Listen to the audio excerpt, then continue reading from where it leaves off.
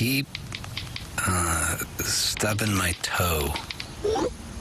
Now that was a bad excuse. If you love your vehicle this much, get customized coverage from Progressive, America's #1 motorcycle insurer. Progressive Casualty Insurance Company and affiliates, not available in D.C.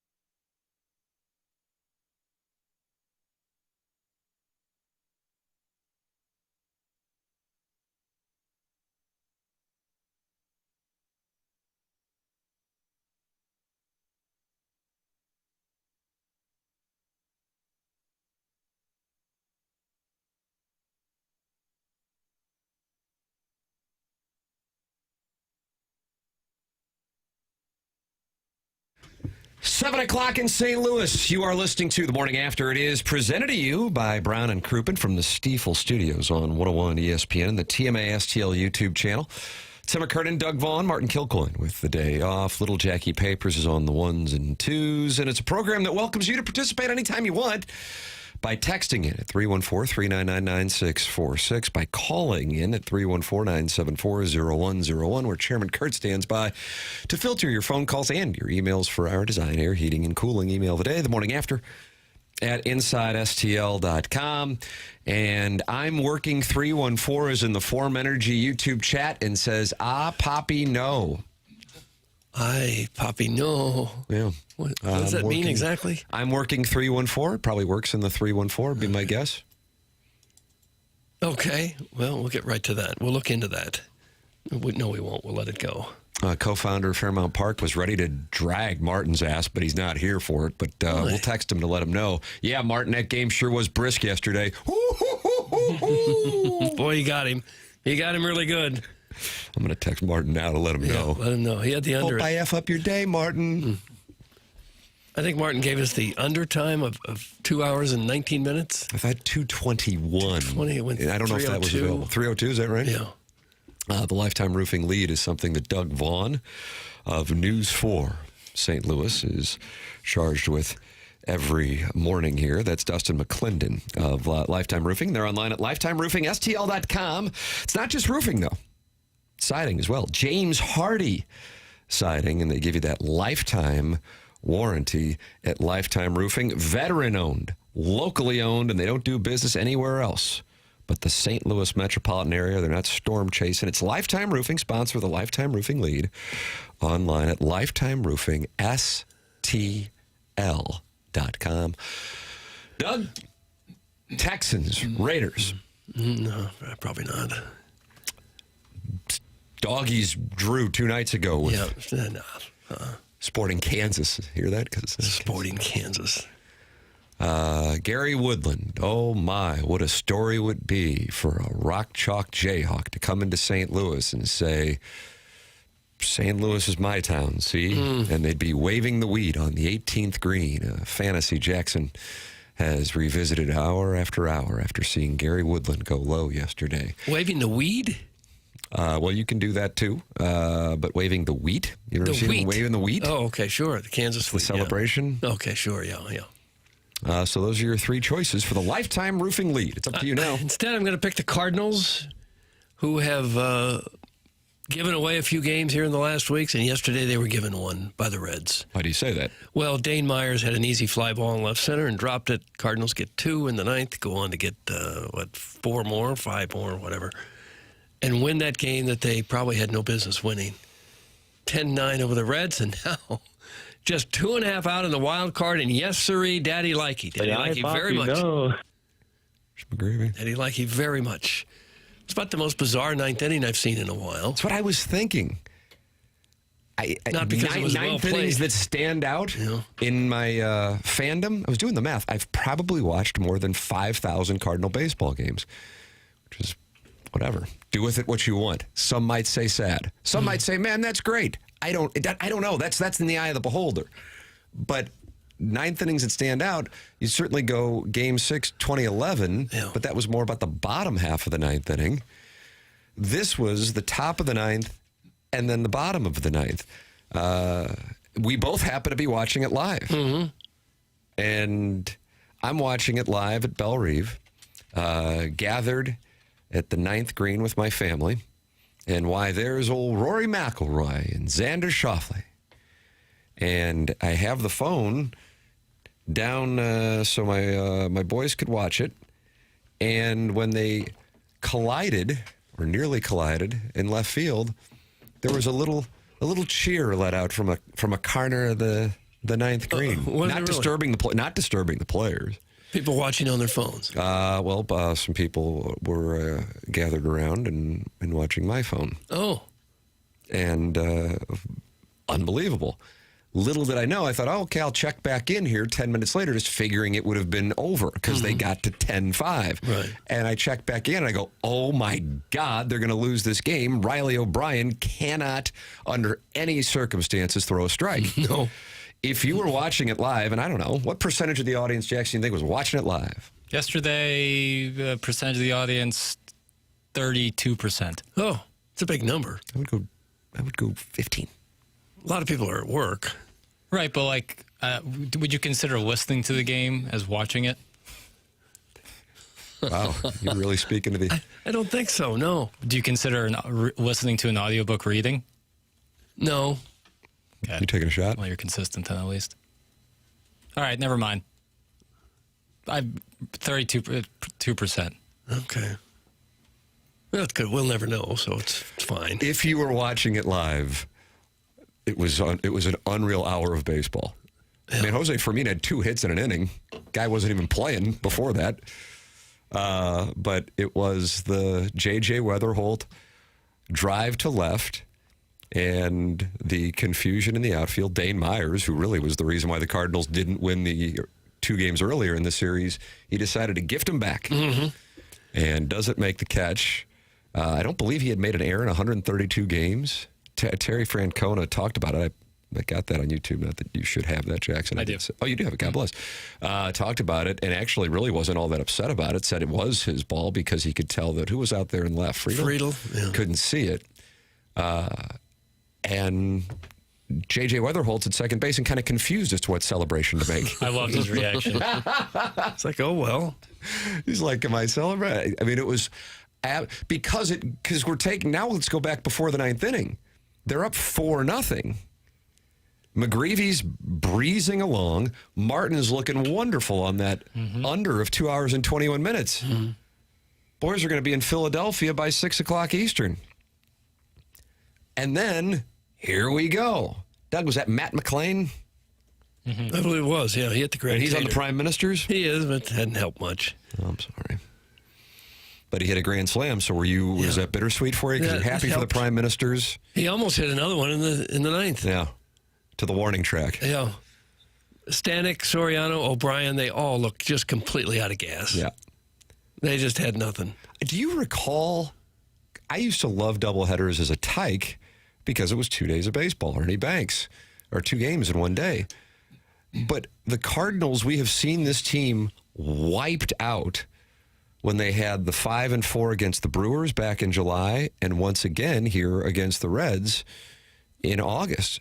The detriment of a doubleheader and its impact strikes me as so much more substantial in 2026 than back in the day. At the same time, maybe pitchers were going deeper into games. Yeah, that's what it is. And so you didn't have bullpens just get worn the hell out. But my God, absolute fumes. I was convinced that they were going to lose that game in the bottom of the ninth because Riley O'Brien couldn't throw a strike. No. Strelecki looked good. He gave him 2 good innings. But the other guys that have been used all year, every time they're ahead, Stanek, Soriano, O'Brien, they clearly didn't have it. They were lucky to get out of that with a win, even going into the ninth inning with a 5-run lead.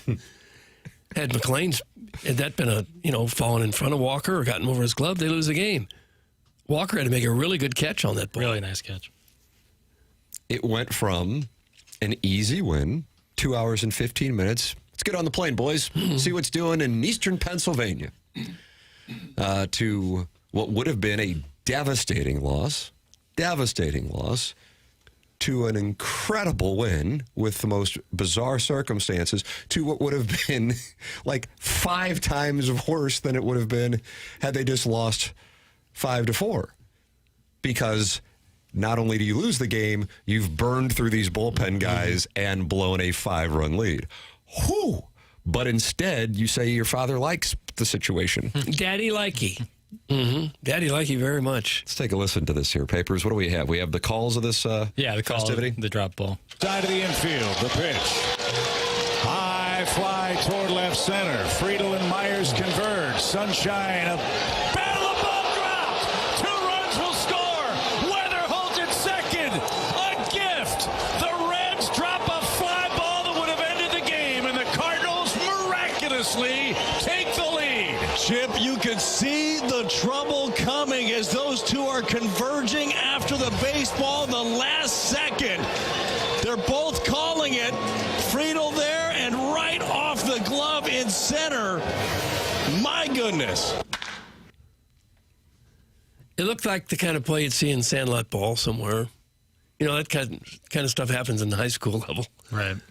But you rarely see that at the major league level. Well, a guy just flat out drops a ball. When my father, Martin, is off today, so he can't do his Jimmy Stewart impression of my father, would see a play that he did not like. Oh, that looks like some crap you'd see over at Francis Park, Missy. You'd blame your mom for it. Well, she's always like one that it's addressed to, even though we're all there listening to his disdain for something Notre Dame probably did. Right. The Timberwolves, maybe. And the Timberwolves, if he's got the over on Christmas morning. Family tradition, unlike anything else. Kevin Garnett missing free throws. I don't know who this guy is. Yeah. Myers couldn't believe he dropped it He either. missed a free throw. Yeah, big ticket. I got $3 on us over, Missy. Got to pay for these gifts. That's right. That's right. It did look like something over at Francis Park. Yeah. No disrespect to the one-pitch tournament, sacred day in August in South St. Louis. Yeah. Tough to have his sunglasses right there on his hat while he's battling the sun. I know it's not necessarily like just because you have your sunglasses on doesn't mean you absolutely make the catch, but when you're battling the sun and your shades are sitting there atop your hat. Yeah. Hunchback of Vaughn Castle wants a piece of Martin's ass, too, just like the co-founder of the Fairmount Park Players Club. Is Martin now on the No Work Fridays Rich Gould plan? That's from the Hunchback of Vaughn Castle. Gosh. He's working. He's working at the Two Fox. He posted a picture early this morning from the first tee. Oh, did he? Mm-hmm. Was he playing or is he working? Oh, is he getting working? Like chipping around? No, in the stands there on the first tee with the Fox 2 microphone in hand. All right. Ready to get them ready. Some personal news. I'm going to be leaving the show at 9:15 today. Oh, are you really? And I'm going to take a little time away. Yeah. And Jackson, Doug, and Chairman Kurt will get us to the finish line. No after the morning after on Fridays, Doug. And I know you want to kind of maybe see if we can get Fridays. No, I'm good with the way it is now. I'm fine to release that sword of Damocles that dangles over my head Monday through Thursday. But Papers, you have a smorgasbord of guests and topics lined up for those hour and 45 minutes. No guests, light topics. Light topics? Well, just I like that. Like appetizers. Yeah, it's like a Friday. We'll hang out. Tapas? Yeah, we'll have some tapas, some topic tapas. That's a tough one. Say that 10 times fast. And then, email the day, designer heating and cooling email the day. So it'll be a nice little finish to the program, hang out. Feel free to call in. You got to take, give it. I'm quit listening at 9:16 today. That's from Doug's prison wallet. Don't let the door hit you on the way out. Papers don't care. Papers just let you know Doug's prison wallet. He don't care. It's fine. Less people to ridicule. You can get involved, too. 314-974-0101. And that is how you can call in. Chairman Kurt filtering phone calls and emails for that Design, Air, Heating, and Cooling email of the day. You're also welcome to talk it over in the Form Energy YouTube chat, where I'm working. 314. Tim the Hottie said, my chat. Jackson played the Poppy No. Doug, hit that gong, baby. It's a beautiful Friday. That's I'm working 314. I just don't know what's that mean. I think I can decipher. Tim, comma, the hottie. He forgot the second comma behind the hottie. Said my chat, and then Jackson played the Hi, Poppy, no. drop. Okay. It's going to be a great Friday. Hit that gong, Doug. There you go. Nice strike. Okay. Nice strike. It's kind of a flighted 8-iron in there. I prefer the ATMA gong. Easier on my eardrums. Yeah, that is true. A little tingy. It is tingy. That is a perfect word. You like the ting-tings? You ever listen to the ting-tings? No, I That's don't. not my name. That's not my name. And were they dating? Doug, I don't even know who they are. you'll hear it in return music. Who are the Ting Tings? Clip that up. They were a group, a pop duo, and I think they were dating. And they had Were the gongs? ting, you got to know if the Ting Tings were dating on this show. Okay, got to do show prep. Got to do show. I think they might have been married. I think those Ting Tings might have been. Chairman Kurt has the information. Doug, here it is. Yeah, Katie White and Jules Day Martino are a long-term romantic couple and life partners. Nice. But they're on the Kurt Russell Goldie Hawn plan. Yeah, marriage, I don't see anything about marriage. They initially played coy about their relationship. Ooh. And what kind of music do they play? They hit gongs? Pop. Yeah, I'd say Poppy. Okay. Hi, Poppy. I Poppy no. Right. Speaking of which, I texted with the starter from yesterday, Michael McGreevy, and we'll see if he can join us at some point on today's presentation. Because Doug, it looked like he was breezing on through. Yeah, he had a good start. Might go seven. Might go seven shutty. Yeah, he likes going. He's on a mission for that seven shutty. Yeah. Mm-hmm. And then all of a sudden, every time things are breezing along for him, it's a ball down the third base that causes problems. Now, on Saturday at Wrigley, that was in the E5 category. In this case, it glanced off the leather. It glances off the leather. Yeah, Jordan looked pretty good at third base when they first put him there, but in the last week or two, he's had some rough plays. And through like the first month or two of McGreevy's season, I think the stat was he was having like the best defense behind him of anybody in baseball. Like he was having the best defensive support of anyone in baseball. And now it's kind of flipped a little bit, but that's just the nature of the game balancing itself out, Doug. So somebody sent me the stats on the Cardinal pitchers' ERA when they're facing the lineup the third time. Mm-hmm. It's really eye-opening. Yeah. How it changes. Right. Like, McGreevy's ERA is 5.73 once he starts facing the lineup the third time around. Third time through. I wonder what Liberators is. 10.31. Wow. Leahy 9.61. Bill. Palante 4.55. That's your game one starter. So when we get frustrated with the managers taking guys out, you know why? They're looking at numbers and saying, I don't care. The numbers tell me that it's time. Right. But it also really wears out the bullpen. You got to really have a revolving door of guys that you can bring in there. You like a revolving door, guys? Not so much. No. Interesting. King shame. You ever Only out of the bullpen. You go into a revolving door with a stranger in front of you and you get into the same little compartment with them? I did that. My interview at KMOV when I was 23 was one of the worst things ever. What happened? I really did. Remember our assistant news director, Marty Van Housen? Sure. Yeah. We went to lunch. And you got stuck in the... No, I didn't know my ass from a hole in the ground. The next thing I know, I'm in the same compartment as him, and I'm sure he looked by and he goes, okay, back to Little Rock. Oh, really? It almost ruined the whole interview. That's tight. And you know what? Had they not hired me, it would have been understandable.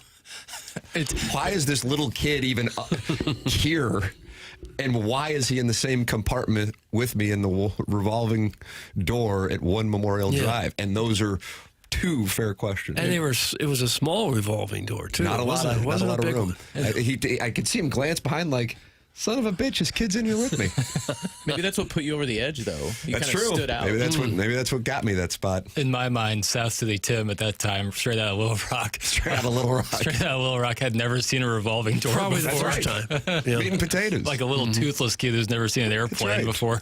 Yeah. I wore overalls to the interview. Piece of straw hanging out your mouth, and you just get right behind the You guy were in used the to revolving entering door. the single door that your log cabins had. Thank you very much. South City Log Cabins.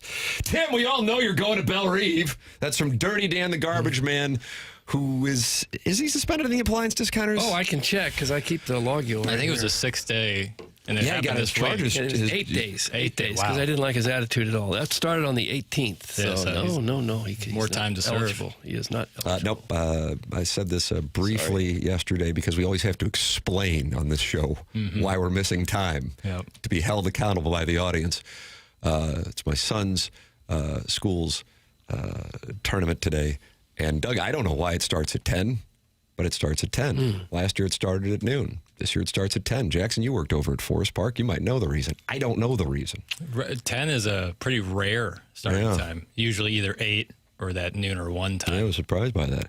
I'm playing with friend of the program, Matt Poling, and then friend of the program, occasional co-host, Cam Jansen, and from your St. Louis Blues, Barrett Jackman. Doug, that is the pairing today, and we'd like to go low. Okay. If anybody wants to wager who's playing in the tournament, let me know. Yeah. Venmo is up for business. Yep. Cam Jansen was on these very airwaves yesterday. Fastlane hosted, or my apologies, Riz Show hosted the Fastlane yesterday. I heard some of that leaving Belle Reve yesterday. They had Brad Thompson, Cam Jansen, the Sklar brothers, who we've had in these very studios. Oh, yeah. And then, of course, Carnegie Strode breaking down the BMW Championship. All of them came in here? Wow. All of them were on the phone. Oh. But yeah. Well, Strode was already right down the hallway Well, here. it's booked him in, I believe, the 5 o'clock hour. Oh. And it was unfortunate for Mr. Strode as Learn had exited the building by the time his appearance. Is that right? Yes. And I'm not sure he was aware of that. Doug, Sharon's not happy. Why do you keep reading Dirty Dan the Garbage Man if he's been suspended? And I think she sent 8 question marks. It looks like it might be 9 question marks. I think so that's reasonable. Yeah, once you're suspended, you're not supposed to appear on the presentation. Big time sports talk. Right. Yeah. There's only one thing worse than golf talk on TMA, and that's Mizzou football nationalist fantasy dreamland talk. That's Eric in the Central West End. What do you want, Flacco? You want something? No. Hey! Now, is he attractive? Yeah, he's a good-looking guy. No further questions. Oh, for heaven's sakes. And yet we still seem to upset more people than we please. Yeah. It's the darndest thing about it. Doug Peter Gozinia says, I take way too much vacation. One of the great things that I've done, because I've heard that for a number of years, is I actually track it in my spreadsheet, Doug. It's my health chart. Yeah, okay. Since April 1st, I have taken, no days in April, 2 days in May, 1 day in June, and 1 day in July. So that's 5 days. It's a lot. Since April 1st. So that's probably an inconvenient truth. Was that Al Gore's film, An Inconvenient Truth? And it was about penguins. I don't know. They like penguins. They couldn't find a place to live.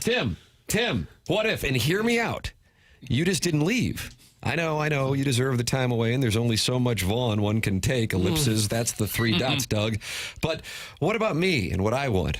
I want you and them Cavs. That's okay, though. I still stand with Mr. Martin. Hashtag free perk. That's from Brian Henson covering the Fever. Okay. Have we nailed it down that he does cover the Fever and not high school lacrosse? You're out of line right now. Because there's been some talk that that's his beat. Right. Big time out of line right now.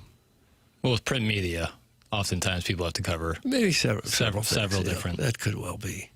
different things. I have seen some Fever articles written by Brian Henson. Have you really? Mm-hmm. Okay. And they got printed and everything.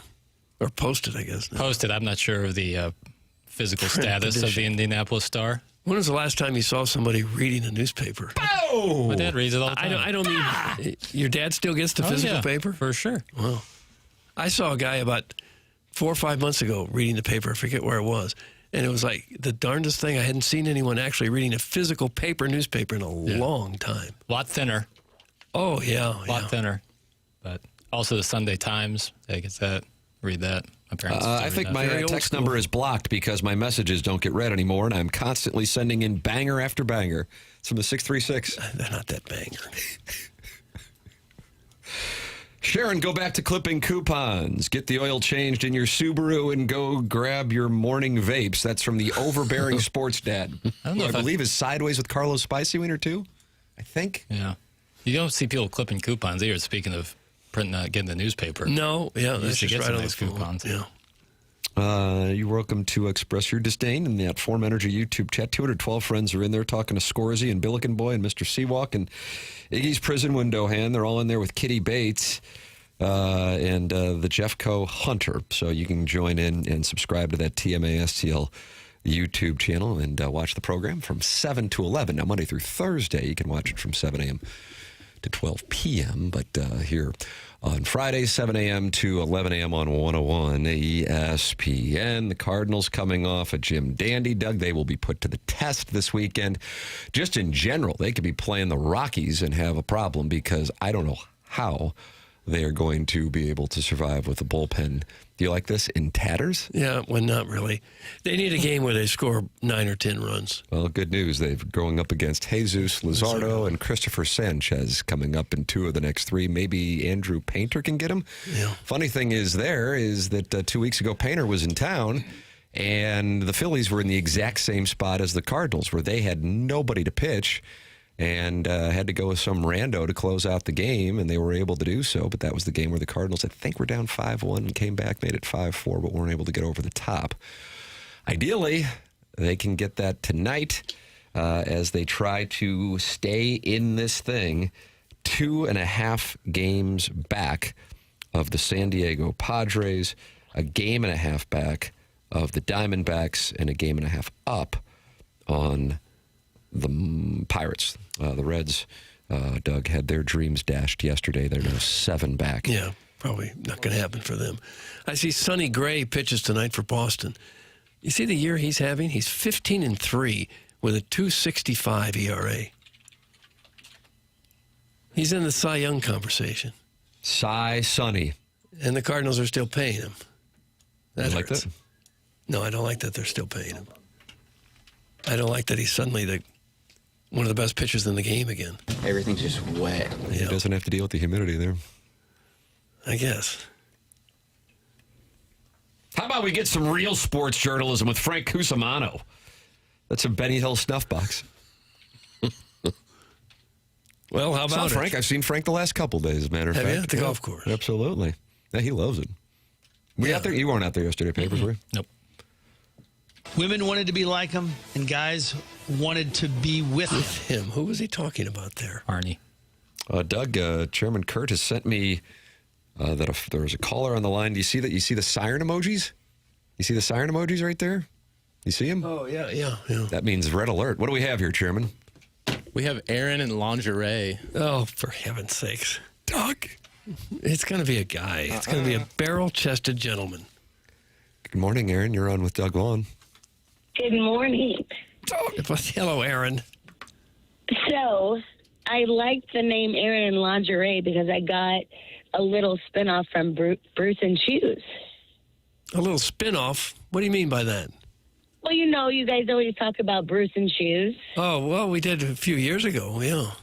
Well, yeah, but I heard that, and I thought, well, 1,000% I would just be Aaron in lingerie. Oh, okay. Well, that's fine. That's fine. Like, not an actual lingerie, like in the lingerie department at a store. Oh, I see. You work in the lingerie department? Not really, but No, I thought that was funny. Okay. Anyway, you guys were kind of boring me. Gosh. Yeah, real quickly, Aaron in lingerie, are you also Aaron in St. Chuck? Doug, as you know, she has pierced nipples. Oh, how would I know that? I do not. But you're not Aaron in St. Chuck. Just one of our many Aarons. I'm actually in the drop-off line at St. Joe's in Cottleville.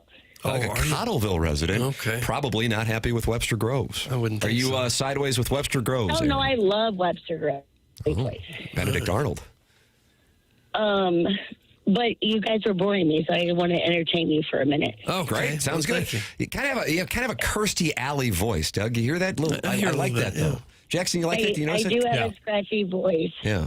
Yes. Is that always the way it is, or did you have yourself a beverage last night? 1,000% always. Okay, fair enough. Well, what would you prefer we talk about so that you weren't so bored? Well, I heard that someone was a little mad about you guys talking about golf, and that's all I want to talk about. Oh, that's Eric in the Central West End. You're Aaron in lingerie. He's Eric in the Central West End. Well, Doug, we lost her. The Cottleville cell towers, famous for their problems. I think one of the kids reached up and cut her phone off. Hello, Aaron. I want to talk about Aaron, golf. now we hear you. Aaron, Doug couldn't hear you there for a second. Oh, sorry. I just want to talk about golf because I'm super pumped because I have like 14 different passes today, and I am allowed in every single place at Belle Reeve today. Wow. How'd you get all these passes, Aaron, in lingerie? Well, you just have to play your game right. No, well, the original pass was I received it from my host at Ameristar. Doug, I got to tell you something here. We have a gambler so committed to gambling that she has a host. She has 14 passes at Belle Reeve and wants to talk about golf. And I think what we're having here is the dream woman for all of the audience has decided to call into this program. And you're familiar with the show because you know about Bruce and Shoes, who I don't think has called in since 2005. You see how this looks, right? Jackson's suspicious. You guys, I'm a freaking unicorn. Well, unicorns tend to engage in girl-girl play, just so you know. Is that going on? It's negotiable. Oh, for heaven's sakes. Well, there is a lot that's making me delighted right now. A lot. If I could... I love you. Have a good day. Okay, we'll see you. We'll see you. No, I'm just dropping my child off. Oh, okay. Wow. Now I'm losing it. I love you. God, it's awkward. It's a child again. Good. Thank you. Okay. Wow. I don't He doesn't listen. Aaron in lingerie's back. I know the child's gone. I am back. She's out of the car. I'm good. All right. So, yes, I want to talk about, like, you've already been to the tournament, right? Yes. Couple days. Okay. Unfortunately, my first pass with Ameristar, it's on hole 13, and I feel like I'm going to be so bored because it's just a par 3. Which hole are you on? 13. Doug, number 13. That is probably one of the furthest places from the clubhouse there in the northwest corner of the property. I would think that's where you'd want to be. See if anybody gets a hole in one, see the tee shots, see how close they get to the flag. Yeah, but I don't want to sit there and watch guys, like, hit a freaking 200-yard iron shot for all day. Well, pardon the hell out of me. What do you want to see? I want to see several holes. Okay, well, you can walk around. And don't say several holes. I mean, No kink shame. I recommend the 17 spot because you can look over and see 18 right behind you, and it's a 625-yard shot. That's where we were positioned yesterday. Doug, 10 of the 50 players, I believe, maybe 11 of the 50 players got there in 2. Yeah. And then you can see him come up 18 as well. I think that's a good spot. My favorite hole on the property. There you go. Well, thank you for the recommendation. In 2018, I was at a chalet in between, I think it was 11, 12, and then you could see 14 from the back. Doug, 14 from the back. Chalet. Sounds like you're a bit of a high roller, ma'am. Oh, no. I'm just a regular mom, Doug. Okay, well, you've got all these fancy tickets. Yeah, but how, let me ask you this. I got a few questions here. Number one, how do you have a host at Ameristar? You must be playing some kind of game on the regular in order to have a host, or be some semblance of a high roller. I enjoy gambling. What is your game of choice, Aaron in lingerie? Well, I'm going to disappoint you, sadly. It's penny slots. All right, Penny slots. So what can you possibly win in a penny slot? Just more pennies? Well, I mean, in reality, there's no slot machine at a casino these days. The minimum bet is at least $2. Okay. All right. So it goes fast, but you play the game. Sometimes you get like 5 times points, and then that's when you get up, and that's when you earn all your points, and that's when you become someone who has a host. Okay. Got a host. So the host at Ameristar said, Aaron in lingerie, we're delighted with your commitment to penny slots. We would like to reward you with some seats at the 13th at Belle Reve on Friday afternoon. Correct. How about that? Yes. But then you said you also have like 12 or 13 other passes at different spots. Is that the deal, or you just have all these passes? Well, no, and then I also have an all-access pass. All access. Now, who got you High that? roller, I'm telling you. I can't reveal my resources, but apparently I'm public safety at Belle Reve today. Public safety. Now, what does that mean? I don't know. I just got the pass, and you can go wherever you want. Huh. Hi, this is a high roller, Tim. Did Tiger spot you in the gallery in 2018 and just was kind of looking ahead and got you a pass? Yes, 1,000%. Actually, that's They're what's like, going you know on. what? We want to see her again. Yeah, no, that's a veteran move by Eldrick. I'm obligated to ask for the audience if you are a married woman. No. Actually, I've called in before. I am a widowed woman. Oh. I do recall Aaron in lingerie, Doug. Do you? Yes. Okay.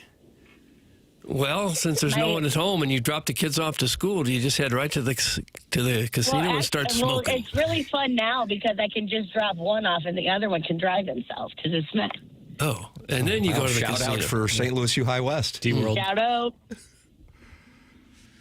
So, Doug, there's a daughter who just got dropped off at school, Right. and then there is a son who is at D-World. I see. And who are you going to Belle Reve with today? I am going with my bestie, Shay. Shay. That's a nice hole, Bill. Bill's not going, is he? No, there's no bill. Okay.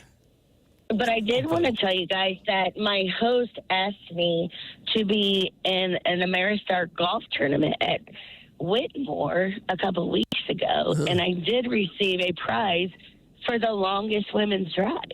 How far did you hit it, gal? You're a ball striker. How far did you hit it? Yeah. I don't know. I'm guessing maybe 230. Oh, wow. You're a big, hefty, raw-boned woman. Put that off. Oh, I am robust. So. Are you? All right. Well, we got to go to a break. 230 down the middle, Doug, and that is a long drive. That's a big hit. Oh, and I just won my flight and member at Old Hickory. Oh, wow. Wow, and now, I mean, so many details here. Old Hickory member, child at DeSmet, Full-throated Jesuits are details. delighted. Yeah. Child at a grade school in Cottleville, Doug. Not sideways with Webster Groves. No, obviously doesn't seem to be. really strong off the tee. Do you carry an index? Jackson doesn't want to pay the $9.99 for a gin. I've already looked up Jackson on gin, and I think he's like is he an 8? Yeah. Boy, I got to tell you, this Erin in lingerie. If she came to play. Yeah, she did. Well, yeah, I think you are an 8 if you would get a handicap. Play with me at Old Hickory. Jackson, do you want to play with Erin in lingerie at Old Hickory? Sounds great. She might outdrive you. Yeah, probably will. Tough course. Well, yeah, it is. Text me back, boo. Things are happening. That's insinuating that I originally got the text. Yeah, that is a good point. Did you text him before? Well, I mean, I texted the TMA line asking for my name to be named Erin in lingerie, and he was like, "You got it," and it said Jack. Let me see if I see an Erin in lingerie in here. I see Erin in the Chuck, and I don't see an Erin in lingerie. Are you Erin in the Chuck? No. I think Erin in the Chuck's the one with the pierced nipples. Yeah, I think you're right. No, do you have pierced nipples? Oh, no, I don't. So what happened, I think, was my husband was using my number for a while because you guys probably blocked him. Did he happen to go by the name Big Racist? Because I think that's the only number that's been blocked. I think he used the name a boy named Stacy. Doug, a boy named Stacy? No, I got Erin in lingerie right in here. Is that right? Yep. And she sent you a text message saying, "Hey, I want to go play golf with you, Papers?" No. This is my invitation now. Okay. I thought you said text me back to Jackson. Right. Well, it was miscommunication, but all is good. I don't have Jackson's actual number, but if you Jackson, know give out your mine, number real quick. Yeah, all right. BR5. Yeah, I'm always down to play Old Hick. Well, let's do it. All right. Wow. Now, Jackson, of course, just for the clarity here, Erin in lingerie, Jackson is a man in love. Mm-hmm. And he also is Marty Monogamy. So if you think he's polyamorous, that's not where he is. No. I'm just looking for a good golf match. And I think we should do like everyone makes bets. I get my handicap, he gets his handicap, and we just play around at Old Hickory. And you guys make bets, and we'll see what happens. All right, I'm in to gamble on anything. Okay. What color is the car coming around the corner? I'm in. What kind of handicap you carrying, gal? Embarrassingly enough, it's 31. 31 pops there, Papers.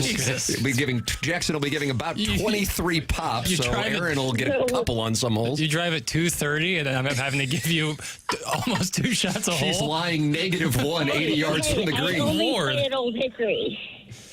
Okay. A lot of water out there. That's a course that I learned on. You know, that's like one of the hardest courses in the state. Trust me, I know. I've donated plenty of Kirklands right into that water. Huh. Yeah, Jackson's sponsored Kirkland. 1,000%. If you're 230 off the tee and you're a 31 handicap, you may want to work on your short game. I putt from 100 yards out. Oh, Texas wedge. Texas wedge is aggro. Iggy Strode would get along swimmingly. All right, Jackson, you and Erin in lingerie have a little session set up at Old Hickory. Doug, we will be betting on it. Okay. Yep. And Doug, he will be giving her 23 strokes. I'm not loving my chances. I'm taking Erin. I think I might take Erin. Erin, anything else? You want to send a message out to any ladies in the area who might be interested in meeting up at Belle Reve and seeing what the word is? No, I've got my girl coming with me. Now I have to go work for a couple hours, and then I'm going to head there. All right, there it is. That's Erin in lingerie. Don't be a stranger. All right, thanks, guys. All right, thanks, Erin in lingerie, Doug. All right. Boy, she hits it. 230, that's a drive. What a breaking ball of a call. I mean... Listener of the month material. Yeah, go to TMASTL.com now, Erin. Yeah, promptly. Webster loves you and your unpierced nipples, Erin. That's from Adman the Madman trying to recruit a Cottleville in the war between Webster and Cottleville. Wow. Tell this gal to clean her trachea. That's from Lady Sonia's Teacup. Did not like the scratchy voice. Oh, excuse me, I'm putting out a cigarette here. The 636 says, this is Phyllis Diller. Do you think that was Phyllis Diller? I don't think so. She's not with us anymore. The first thing I thought of was the drop. Hi, Iggy. Nina Blackwood from MTV in the 1980s and 80s on 8. I got it right here for you, Kurt. You mean... We were talking about the lovely Nina Blackwood. Nina, how are you? Hi, Iggy. How are you? Fred Dreyer's Mushroom Mark says this lady's ex 1,000% won an asbestos case, and not as a lawyer. That's cruel. This is Iggy's perfect woman. That's from Murphy VR in the Form Energy YouTube. Maybe we should put them. Maybe Iggy can be your playing partner. That'd be great. That would be great. And Erin can get Erin and St. Chuck as her playing partner. Yeah. She had a best partner. ball. Yeah. Shay is her partner. Shay Bittenbender. Could be. Who knows? Wow. What a situation. 14 different passes to Belle Reeves. Yeah, what's that all about? And Tiger spotted her in 2018 and said, hey. Well, that would certainly track. I think if I had a place to sit, I think the par 3 would be a perfect place to sit. Not a bad place at all, because then you're close to, I think 11's a pretty, if you're like on the 11 tee, that's a pretty great spot, because you can see You can see him putting on 10, and then you can see that tee shot on 11, Doug. Oh, Gary Woodland holes out. Hi. Oh, that was nice. For Eagle. Yeah. So it's kind of like you can, and that 11 is a strategic tee shot, so you can kind of get best of both worlds. Was that Van Halen with Sammy Hagar, right? I don't know. Was it Sammy Hagar? Probably one of their first hits with Sammy Hagar. Am I right about that? I don't know. They kind of did that dance, he and Michael Anthony. Yeah. I'm crowdsourcing, but you were out there a couple times. How far is 13 playing for these gentlemen? Is it around? I have not been to that side of the course. It is far. So you're not close to the club. Yesterday we had the 4-year-old and very concerned. Doug is, let's pull up Colin Morikawa here in the fairway bunker on 17. We were right there. Very tough lie. The lip was in play as he chose to hit about 180 yards and then leave him maybe 95 yards going into that back right pin. And I was convinced that my 4-year-old was going to scream in his backswing, and I don't know if Colin would have delighted in that. So then, Jackson, once I saw that, we set up shop right at number 9 because you're in between the 1 tee and the 9 green, and all the concessions are there. Mm-hmm. And that's where I watched Dane Myers dropped the ball. Yeah. And we had a little fist pump session right as Rory and Xander made their way up. All the players who were above that hole were missing it to the right. They thought it broke left. So did I initially, until I saw about 20 guys who were +8 handicaps missing the putt to the right. I don't know how. I don't know why, but somehow it broke right. Yeah. It says 13's playing 193 for those guys. Well, which is, for those guys, probably 6 iron. I don't have a 193 club. Yeah. It seems like any time we arrive at the par 3 and I tell you the yardage, your response is usually, just don't have a club for that hole. Club for it. Yeah. I believe the sign said 13 was playing 237 or something like that. Good distance to check a driver. That's from Al in Dadeville. Yeah, you just maybe punch a driver up there and then let it just spin right there on the dime. Yeah. If you are a lady looking to go out with Jackson, again for golf, because Jackson's a man in love and not polyamorous. He is Correct. Marty Monogamy. Thank you. 314-974-0101. That's how you can call into the program. You can also text in at 314-399-9646. Doug thinks that the women who text in are actually gentlemen. I don't believe that to be the case. Then you can hang out and watch the program with 263 of your friends in the Form Energy YouTube chat. And Ken Iggy Strode's one of those friends and says, give her my number. So he's in. I would have thought so. He is in. Email in for the Design Air Heating and Cooling email today, the morning after, at InsideSTL.com. Design Air is online at DesignAirService.com. That's the great Seth Goldcamp and his team. Doug's a client. I'm a client. Martin's a client as well. It's Design Air Heating and Cooling, the longest-running sponsor on TMA. Running any issues with your air conditioning, that thing all of a sudden shuts down, and you look at your thermostat, go, oh, my God, it's 85 degrees in here. I understand that's inconvenient for a couple hours, but guess what? Within a couple hours, somebody from Design Air will be out there, and they'll fix it. They won't upsell you. They'll say thank you, and then they'll move on, and you'll move on with your home cool as it needs to be. Design Air Heating and Cooling online at DesignAirService.com. We are in the healthcare evolution, 7 o'clock hour. The program's called The Morning After, and it airs in the Stiefel Studios on 101 ESPN.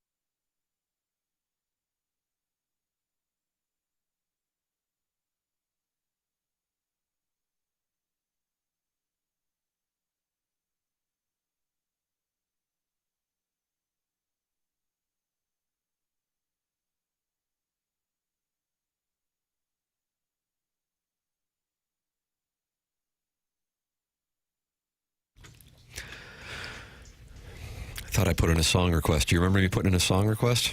Ting Tings, right? Oh, that's right. Rats. That's on me. We didn't get it, did we? I got back late from a quick bathroom break. Oh, for you dropping ass, eh? No. Oh. No.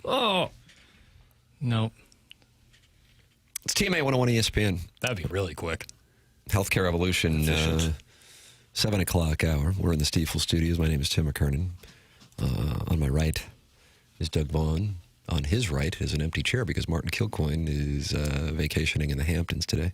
Jackson Burkett is on the ones and twos, and Chairman Kurt is filtering phone calls. And Doug, so far, 100% of our callers have been women. Yeah.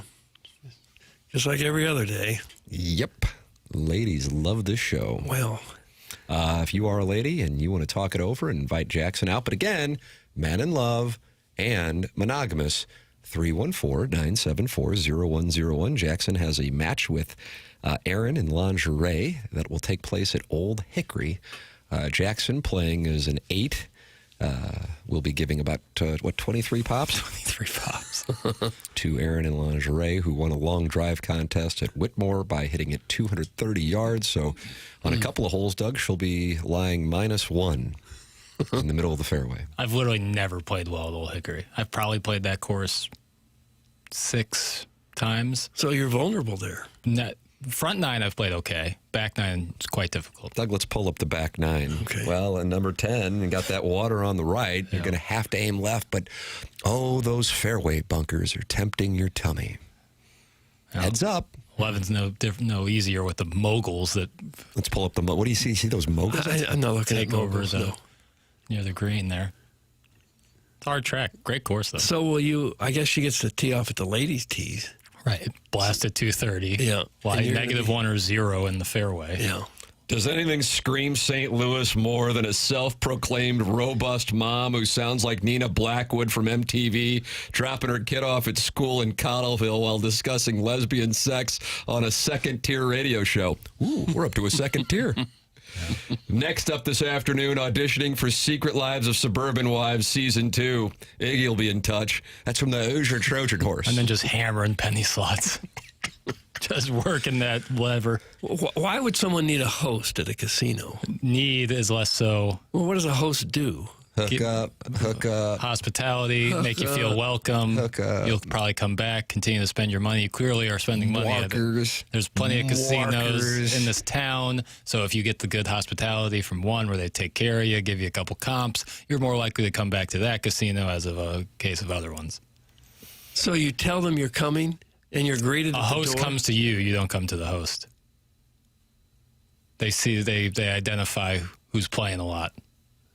And they tap you on the shoulder and say, here's a freebie. Yeah.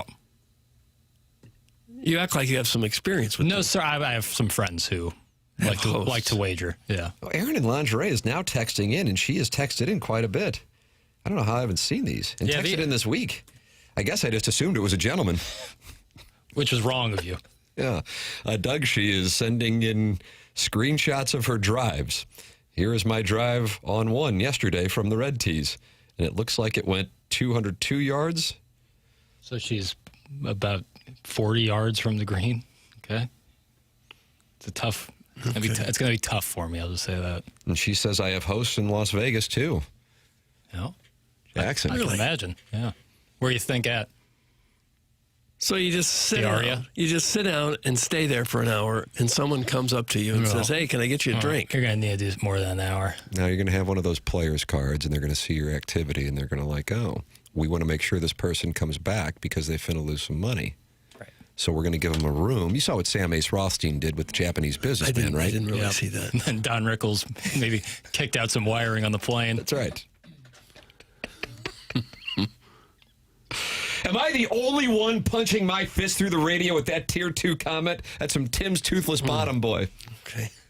Probably so, yeah. Don Rickles doesn't get enough credit for how apologetic he is to the Japanese guy when he's telling him the plane doesn't work and he has to go back to the casino and keep gambling.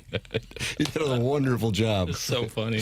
Yeah, call on in. Ladies are calling in today, as usual, 314-974-0101. Doug and I, for the record, are married. Jackson is not married, but he is a man in love. He is in a relationship, and he is monogamous. Chairman Kurt is available. So if you want to go out with Chairman Kurt, we're taking your calls. I'm neither in love nor monogamous. How about that? Polyamory season. It's polyamory season on the morning after. Usually late August is polyamory season on the show. Why would that be? Back People to of school? the Tour Championship. Okay. Is sundress season only in the spring, or does that then carry over to the fall as well? Yeah, it can be fall, but then there's like a jacket over it because you never know if there's going to be a brisk evening. Winery hats. Winery hat. You don't like the winery hat, do you? I don't dislike nor. What's a winery hat? It's a wider brim. What Pharrell wears. Yeah, a wire brim, like a wide brim. big floppy hat. Yes, just short of the almost 10-gallon that sometimes Pharrell Williams will wear, but closer like what future Cam Newton might wear. Cam Newton, Missouri Tiger. That's right. Fight Tiger. What was that all about? He is friends with Caden Lee, new wide receiver, transfer from Ole Miss from who's now with the Tigers, longtime friend, and so he wanted to come visit his boy and check out the Mizzou facilities, get a little workout in, support the fellas, despite being an Auburn Tiger. I wonder if with the new rules being what they are, if Cam Newton might still have some eligibility. Maybe you can win an NFL MVP and go back to college. Doug, what a Jim Dandy it was yesterday in Cincinnati for your St. Louis Cardinals. Papers, so you were watching it live. Jackson, were you watching it live? The Cardinal game? Right. Yes, sir. Okay. All right. Wow. What are the chances? I was here. What were you doing? Working. What? Taking my time. Oh, this is what happens without the Adderall? But what would you have been doing, honestly? I'm asking that. I'm not busting balls. No. I didn't get the best of sleep the night before. So in order to avoid the possibility of taking like a nap, like if I go home sometimes and like I just sit on my couch, eat, do so some you're work like Janice's boyfriend in The Sopranos where you could just fall asleep at time for any turkey moment. sandwiches. No, but I tempt myself with a nap. So if I stay here and work and take my time while doing it, have a little lunch, watch the Cardinal game, hang around, talk it over with some of the fine coworkers we have here at Hubbard, I avoid the nap. And so I got home closer to the evening time so that I could get some great sleep. And spoiler alert, got a great night's sleep last night. So mission accomplished. How much trim did you get? I don't track, but woke up feeling very refreshed. Look at this. Well, this guy's good. ready to go. Yeah. This guy's ready to go. So we're all watching the game. I'm thrilled. 4-0. Martin got that play in at 2 hours and 21 minutes. Friend of the program, Mike McGreevy, breezing through. Cardinals are going to pick up a half game on the Idle Diamondbacks and the Padres. We had just watched Scotty Scheffler tee off on number 1. I'm crossing number 1 to head over to number 9 with the family. Oh, my, I'm having a wonderful day in St. Louis. Sure seems like it. And I glance down at the score app, and I see 5-4. The Reds have taken the lead. And now, I'll be honest with you, I'm angry as the tiniest of hornets. Were you really? What the hell happened here? And I see Matt McClain hits the grand slam. Tater. Yeah, Grand Tater. So we're just posted up at the 9 green, watching the festivities, and I see Fermin get the base hit, but I'm still not thinking anything's going to happen. And then Perea comes in, he strikes out. I like the move, by the way. Horrible at bat. Horrible. I liked the move to bring him in, but I agree that the at bat was horrible. They had runners at second and third and 1 out. it The was one gonna make thing it you worse. cannot do is strike out, and he took a first pitch fastball right down the middle of the plate. God bless America. Got to be swinging early in the count. Yep. Almost anything gets that runner home if you put it in play. And then you get J.J. Weatherholt 2 outs, and it looks like you can tell off the bat it's not going anywhere, even in that place. And here is what it sounded. We played Chip Carey and Brad Thompson. Here's what it sounded like in Cincinnati. What's the lever, please? I thought you had it. I'm sorry. Wait, talking about the drop? The Reds call. All I have is Chip Carey's call. I apologize. I apologize. I thought I sent it to you. I thought that, so I already cut it because I was here, and I thought that you'd already sent me something I had already. But we do have Doug. Do you ever watch the Chatterbox Reds crew? No, I don't. Here is the Chatterbox. These guys get together for every single Cincinnati Reds game and watch it on a podcast. Oh boy, are they gluttons for punishment? We can still finish the job right here. Pitch away. That's got to be caught. I'm on. Oh, God. Oh. You can't make this up. You cannot make this up. I mean, is this T-ball? Is this coach pitch? We can still finish the job right here, Strick. I thought we were going to get a big reaction. It was better. It's a visually because you can see their heads drop. Oh, yeah. We could just play the guy from Philadelphia with the Delco accent instead if you want. Terry Francona said it's one of the toughest ways to lose a baseball game, but wasn't necessarily upset that Dane Myers tried to catch it because he said you could tell Friedel was having a tough time seeing it in the sun. Here's the Reds manager. It's the toughest ways to lose a game that you've experienced. Yeah, I mean, TJ looked like he was fighting the sun, and I was kind of glad that Myers called him off. He just didn't look it into his glove, and it just glanced off. From your vantage point, is that a center fielder's ball most of the time there? Well, because TJ's fighting the sun, like I said, I was glad he called him off. Yeah. TJ, the real estate was there. He just thought you could tell he was fighting it a little bit. Looked like he also might have been a little bit afraid he was going to run into Friedel. But kudos to the guys doing their little podcast, watching all the Reds games. I mean, those are diehard fans. Your team's been bad for a while, and you're 18 games out of first place now, and you're still watching every minute of every game. That's a real fan. I got the Cincinnati call right here. Here's the Reds call. Okay, I'd like to hear it. Reddy's in center. The ball is sailed to left center. Friedel shading his eyes. Myers makes the call. Myers off the ball. Vermeer scores. Wynn scores. And the Reds trail. That was ball game and a dropped fly ball. The Reds are down 6-5 in the ninth. Stunned disbelief. Yeah. Or was that Banty Jeff Brantley on that one? Yeah. Did he have a take? Yeah, that's brutal. I mean, you never see that.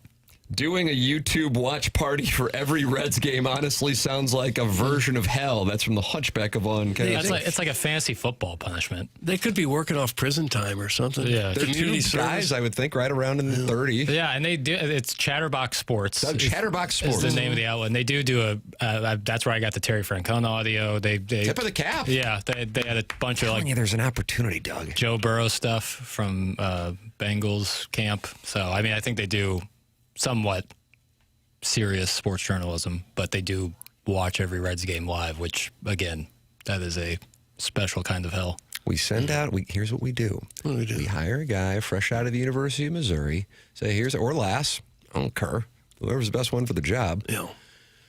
And say, hey, here's what you're going to get to do in between mid-February and the end of October, or maybe into November when this club wins the World Series against the Rays. You're going to travel with the Cardinals, and you're going to do a little post-game program, and you're going to get all the audio on your phone post-game, and there's your first gig. And we realize this is going to be a launching pad into some other wonderful job in an industry that candidly is thriving. Yeah, really. A lot of money. But we're going to create Chatterbox Cardinals. Yeah. And then Jackson and I are going to watch every Cardinal game and react. The only fly in the ointment is the expense you'd incur flying to the games and staying there, staying in all these big cities. Three nights. Well, who's going to pay that much for the sound bites? That's the hard part. Look at the Colonel. Colonel's in town, by the way. He's got the subscription model. I'm telling you, it's there. But he's only doing a handful of games. This would be 81 games. I would tell you there's more Cardinal fans than Missouri fans. Oh, there certainly are. No doubt about that. Now our top line just grew, didn't it? Yeah. Just like my pant. Well, you'd have to convince all these media outlets to buy. Hey, good news. You don't have to invest. The Tam Avenue Capital Partners own 100% of it. And we're doing a cash call. Okay. Because we were on Rory McIlroy going over 67.5 yesterday. Oh, no. We shot a 64, 65. 64. Yeah. So we'll hire. But now here's the thing. On the spread zone, I said that's the bet I like the most. Yeah. But then yesterday, after hearing Rory McIlroy at his presser talk about how he liked Bellerive for his game, and I'm like, oh yeah, maybe he can just bomb it and not really worry about it. Plus the course is softer, so the balls aren't going to roll out in the fairway into the rough. And then sure enough, so then I had a gentleman listening to the program go, great call on Rory. I go, the funny thing is on Wednesday, I talked about how much I think Rory's going to be checked out. And then on Thursday, I'm on TMA talking about how he might have a great round because of the way the course sets up. And so I became one of those touts from the 1990s that's giving half the country the Cowboys in Monday Night Football and half the country the Packers in Monday Night Football. And sure, you piss off 50% of the people, but then the other 50% thinks this guy knows what he's talking about. Right. In reality, all I am is a fraud. You should be giving out plays on this show and then give out the opposite play on ATMA, and you can't lose. I was right. No, you misheard me on the other program. Can I start being included on your cash calls? I don't want you to have to pay, Timmy. That's from the self-made stay-at-home Laduma. Nice. Sure. Yep, we could use it, candidly. Yeah. We've been instructed to bet on Matt Fitzpatrick to be the leader at the end of round 2. Okay. So I guess we got to do that now. Yeah, the listener has inside word. Wonder what the number is on Scheffler to win. I was all over that yesterday when I saw him in dead effing last. Yeah. All over it. I'm like, it is now value season. How did that happen? What happened to him on that? So I was watching with Rich Lerner and Brandel Chambly, the relatable Brandel Chambly, and he was missing it left and right. We were right there on number 1, and he kind of blocked it into the right side fairway bunker. But on that par 3, Doug, you might recall there was an Instagram video on the TMA Instagram account of Jackson on that par 3. Jackson, is that number 6? Yeah. Jackson told me to hit a club that was too much, and then I went into the back bunker. Which was certain death with the water on the other side. That's correct. And Scheffler just pulled it left. He was missing left, and he was missing right. Also rare in a situation like that they noted he did not go and practice afterwards, didn't talk with the media, and said he was feeling sick. So now I'm starting to wonder if oh God, it's inevitable he'll still come back and be a top 10. Maybe we just got a Scotty Scheffler who's just not necessarily right this week and ill, and we're not going to see the Sunday charge. He's plus 3,300 to win. I got him at plus 2,100, but then I also got him at plus 135, the top 10. And that was right after I saw him miss putt on number 9. He was angry as a hornet. He shot a 72. The worst score of the day was a 73. Yeah, these gentlemen are comfortable on this golf course. Yeah. And again, it's playing as a par 70. Say my name. That's from Salad Fingers. No, why would we have to say your name? I don't know, just try to give the people what they want. Okay. Nice hole, Kai. Oh, Vicky. Brown and Crouppen sponsors the program. They're local, founded in 1979 and served in St. Louis for over 45 years, helping the injured in St. Louis get justice for over 45 years. To the insurance company or just a claim number, to your team at Brown and Crouppen, you're a person with a name that Brown and Crouppen cares about and will fight for. Don't you want a local law firm, one that knows how to handle the big national insurance companies and the local courts? It's Brown and Crouppen, a part of the St. Louis community and the presenting sponsor of TMA. An accident on the job may change your life forever.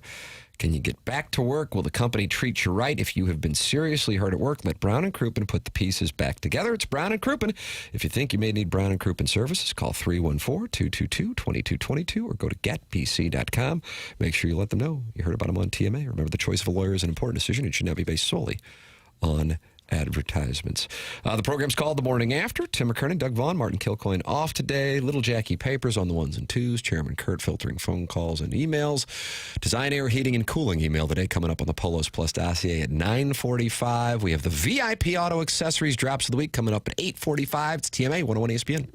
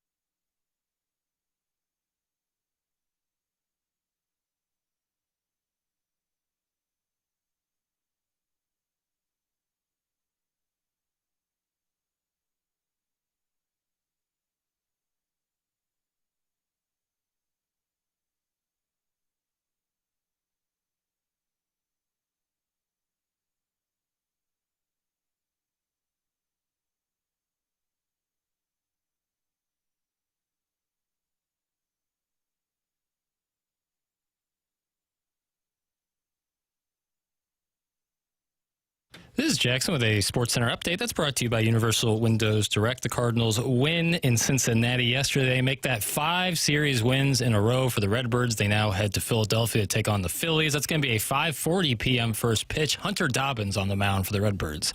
That was another SportsCenter update brought to you by Universal Windows Direct. You'll be saying, I love my windows.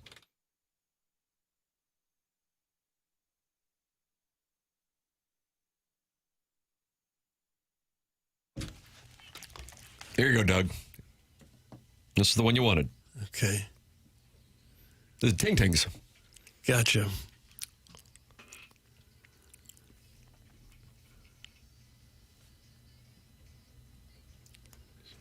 Always the same. That's not my name.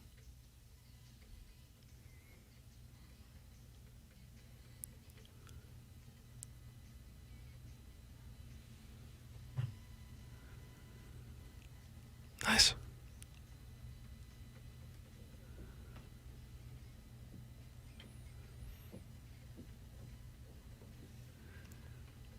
It sounds kind of like music you hear on a cartoon or something.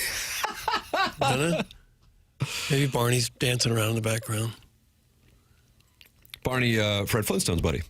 Well, Barney, the Rubble. The purple dinosaur. Oh, that's not a cartoon, no, bro. That was a real-life dinosaur. Oh, yeah. I remember going to South County Mall to see him when my kids were little. They were lined up the entire length of the mall, 3 deep. Is that right? Yeah, you'd have thought Lindbergh had come back from Paris. and you were fired up to see the dinosaur? Yeah, that'd be exciting. Yeah, I was thrilled. And a guy in a dinosaur suit. He attracted what had to be 5,000 people were there. And you waited probably close to 2 hours to see that? I think so, yeah. Oh, this reminds me of the 2010 Victoria's Secret fashion show. Oh, Doug, that's from Percy Blumpkin. Why would it remind him of that? Percy Blumpkin, call in. Chairman Kurt's ready for you at 314-974-0101. Or if you'd like, just talk it over with Hoosier Daddy, Scorsy, and the Never Ending Wipe in the Form Energy YouTube chat, where 290 friends are in there talking to Snorting Ants and Mr. Seawalk and the Queen of Hearts Custodian. They're all in there, and you can be in there too. Subscribe to the TMA STL YouTube channel. Coming up here on our Polos Plus dossier, we have the VIP Auto Accessories drops of the week. That's at 8:45. The Design, Air, Heating, and Cooling email today. That's coming your way at 9:45. And you're welcome to participate by calling in, texting in, emailing in, or talking it over in that Form Energy YouTube chat. Form Energy, just like Michelob Ultra, part of the AB family. And what a weekend it is to enjoy a Michelob Ultra. Doug, this forecast is glorious. It's nice, isn't it? Yeah. Couldn't ask for anything better. My goodness. Mid-80s, not particularly humid. And go out and enjoy it with a Michelob Ultra. I saw Matthew Kachuk's caddy at the Pro-Am on Wednesday. A buddy ran out a Michelob Ultra to him while he was carrying the bag. Oh, really? Stanley Cup gold medal winning Matthew Kachuk. You saw that too? Yeah. The caddy was like, yeah, no, I want that. 95 calories, 2.6 grams of carbohydrates. Will Ted Scott have one today? I don't know. He's got a mustache. Does he? No. Well, he probably will then. Yeah, if you have a mustache, Michelob Ultra, 95 calories, 2.6 grams of carbohydrates. Long time TMA sponsor. And on top of that, it's August 21st, and the St. Louis baseball Cardinals are in the playoff mix. You might not think it's going to happen, but if you believe and if you're confident, you can go right now, Doug, and put $100 down, and when they get in there, you get $700. That is the math. 7-1. I just checked it. 7-1 on the Cardinals getting into the playoffs. Huh. Now, for the record, ESPN has their playoff percentage. What do you think their playoff percentage? Have you already seen it? I haven't seen it. I thought yesterday it was like 11%, so I'll say it's 13%. I'll say 14%. It dropped to 10.9%. Oh. They must not have liked the way they won. I guess not. It's like a AP poll. Yeah. 10.9%. That is the math for the Cardinals making the playoffs. I'm dead serious when I say this. I like their chances a hell of a lot more than 11%. Yeah. Doesn't mean that I think they'll get in. Just looking at it through the lens of the math, I think it's better than an 11% chance. Well, this will be a test this weekend, man. Yeah, they got a tough weekend ahead of them. Luzardo, Painter, and Sanchez are the Phillies starters. They have won 5 series in a row. Dobbins goes tonight. Palante goes tomorrow. Leahy, the best pitcher in baseball, goes Sunday. Day off. Right. And then the Baltimore Orioles and Pirates come to town, who are both in the playoff picture somehow. The Orioles at 61 and 67, Doug, and you go, well, they must be buried. Nope, 2 games out. And they've lost 4 in a row. So they got a better shot than the Cardinals. They're closer than the Cardinals. And they've lost 4 in a row. Oh, got it. Yep, that is correct. Well, the Pirates are 63 and 66, but they're 5.5 back. So there you go. And then the Cardinals will have to go out west after that, and they'll be put to the test. But this is the, what do you call it, penultimate homestand? I for never the used the word penultimate. As weird as that is, that here we are on August 21st, and we're talking about when the Cardinals get back to town on the 25th, they will have their penultimate homestand. Okay. And hopefully the quality weather we have in St. Louis continues. And the team continues to win series. God, wouldn't you be thrilled if they could take 2 or 3 this weekend in Philadelphia and come back to St. Louis with a little momentum? And then maybe next Friday at Busch Stadium, packed ballpark, Cardinals on a winning streak, tied for a wild card spot, and the Navy Caps have reignited the love of the fan base and the community with the St. Louis Baseball Cardinals. How do you do? I'm fine. I do hope they get better crowds. That's really been missing this year. They deserve to be playing in front of bigger crowds than they have been. I watched some of that Memphis Redbird game yesterday. Nolan Gorman got his eye back. He hit a homer, and he also struck out. So I'm 2 at bats. He struck out and then homered. But I'm not sure there was 100 people in the stands. I mean, it was empty in Memphis. I was stunned by how few people there were. You see that many at some high school games. You going to hold the Memphis fans accountable?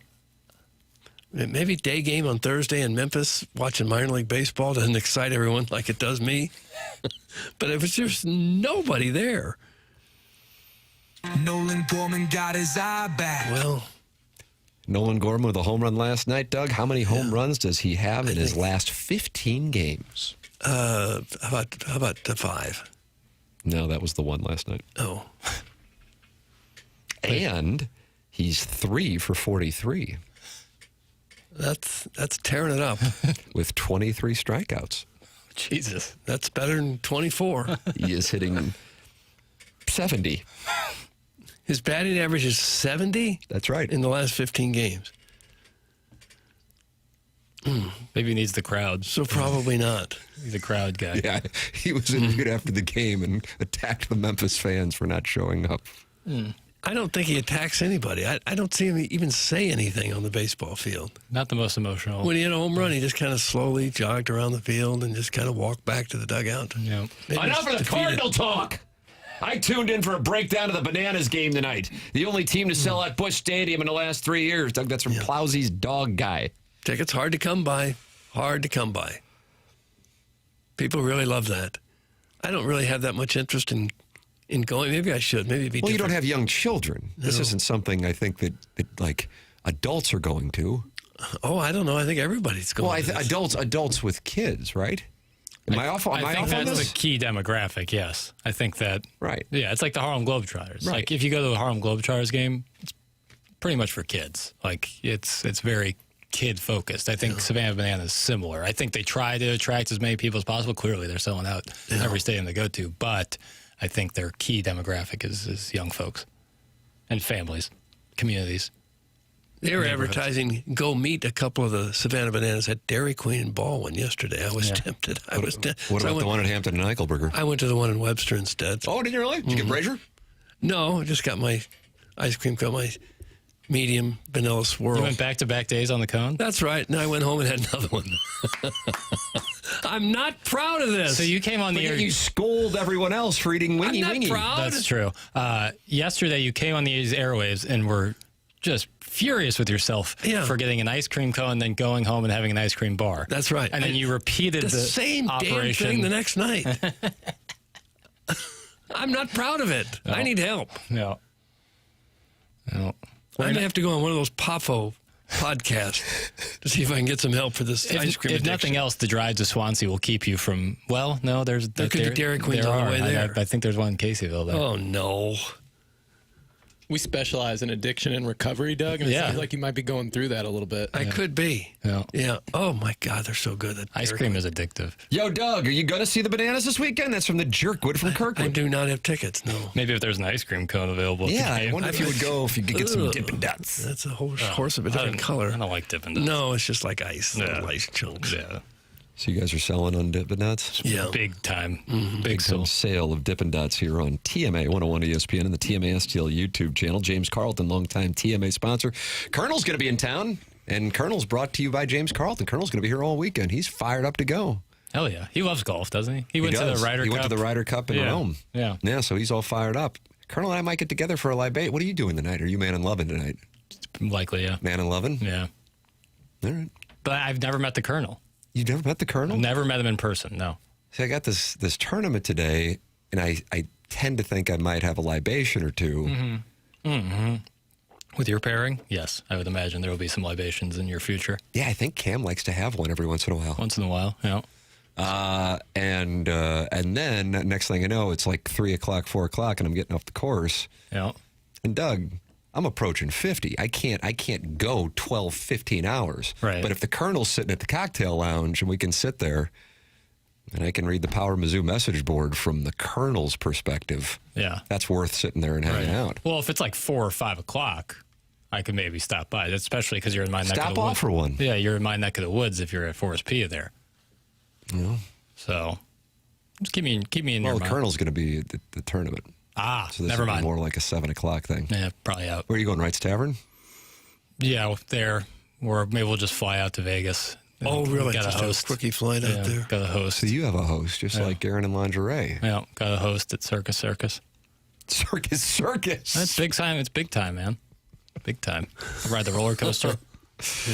Healthcare Evolution is the sponsor of the 7 o'clock hour, and the reason why Jackson has a host at Circus because of that hair. Jackson, tell us about Healthcare Evolution online at healthcare-evolution.com. Yep. If you're looking to get yourself a host at a Vegas casino that might be on the periphery of the strip, then let me recommend Healthcare Evolution. You hear that word strip, that's a lot of these times hair rejuvenation. That's not the case at Healthcare Evolution. It's a very non-invasive process. Some of these hair rejuvenation treatments take all day, sometimes take several months to see results. I'm seeing results in just a few months with our friends at Healthcare Evolution. 15 minutes the first session, about 5, legitimately like 5 minutes the second time I went in, and we're seeing real results because they're strengthening the scalp. If you view hair loss as the scalp being injured, what Healthcare Evolution does is not only help with that injury, but then make the injured area stronger, and that's what they're doing with my scalp at Healthcare Evolution. You don't have to leave the country. You don't have to spend a ton of money. You can do it right here in St. Louis with people you can trust at Healthcare Evolution. Yeah, it's Logan Taylor and his team at healthcare-evolution.com. 7 o'clock hour sponsor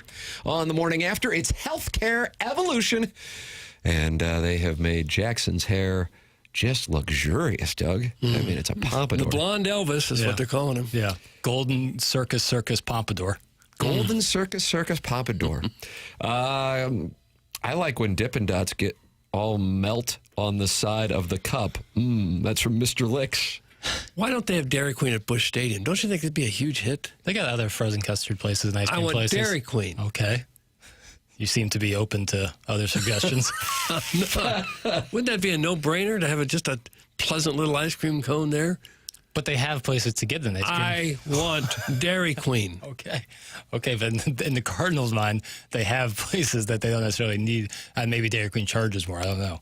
I don't know what the deal is. They have a Ben & Jerry's, I know, and then Dippin' Dots, and then frozen custard places. Did I mention what I wanted? Yeah, okay. No, Dairy Queen, he's very clear on it, Jackson. But Timmy, don't let your kid watch Banana Ball. Next thing you know, he'll want a chain, a sliding mitt, an ice cream dipped glove, pit vipers, and pink cleats. If you are a parent and allowing this to happen, you need to be euthanized. Oh, that's Dirty Dan the Garbage Man. A little strong. I do like to see a guy make a catch into a backflip. That's kind of fun. Sure. On a home run by the Wizard. Yeah, you can see why people like it. It's, entertaining, I think. Yeah. But I don't know if it would be entertaining for like a full night, for me personally. Yeah. If you're really into baseball, then it seems kind of silly. If you're not much into baseball, it could be fun. And it's an opportunity cost thing. Like the Cardinals are playing at the same time, even though they're in Philly and they're in the wild card race. I'd honestly rather watch that than Banana Ball. But if you're 8 years old, I can totally understand it. And they sell them out, so they know what they're doing. For sure. Good morning. I'm a single man, and I go alone to Savannah Banana Games, the St. Gabriel Picnic, Disney World, and eventually prison. That's from Minute Bowl eligible. Yeah, it seems like that's where he's headed. One of the bananas was promoting the blizzard he created, Doug. Dairy Queen didn't actually recognize or embrace the blizzard flavor, mind you, but he was there telling people to order it. That's from Nordique, a hockey elephant. Sounds like he was on the scene. Me. Yeah, we've heard that tale before. Great idea, Doug, you donkey. DQ at Busch Stadium would be $12 for your stupid vanilla swirl I'd pay cone. it. Yeah, I would pay it. I'm about to say $12 for a cone on a hot day. Not the worst price I've ever heard. Yeah. Well, if it was if it was Brazier too, you get a little burger too. Oh, I never eat the food at Dairy Queen. Not bad. Soft swirl stuff gets me. I repeat, Dirty Dan the garbage man is suspended. And that's 9 exclamation points from Sharon and Clayton. Sure is. And we're staring at her. We're staying at her place this weekend. Well, I don't know if I'm going to stay at the Tattletales place. That's all she's doing there is tattling. And you know I'm Team Dirty Dan the garbage man. Even though he's come after me, I will stand up in a robust nature against tattling. So you're not going to stay at Sharon's place? Nope. How are we going to take the ladies after we hang out with all the PGA players? I know. You guys are going to have to take my cut of that, so you guys are. It's an extra $5,000 a piece from you guys. Dirty Dan the garbage man. Is this what Bart Simpson says? Sharon, eat my shorts? Oh. Yeah. It's maybe antiquated, kind of, FCC friendly kind of way of slapping your opponent. As opposed to like taste me. And he can't spell Sharon. He spells it Sherron. Come on, man. And maybe talking to the former coach at Michigan. I was going to say Sharon Moore. David Klein of Hedon's, Doug, you remember him? He's Sure. texting in and says, I took my kids to Banana Ball last summer at Busch. I left them alone midway through the game to meet up with my stepdad, Cliff, in the bathroom for a hot makeout session. So he had a different experience. I guess.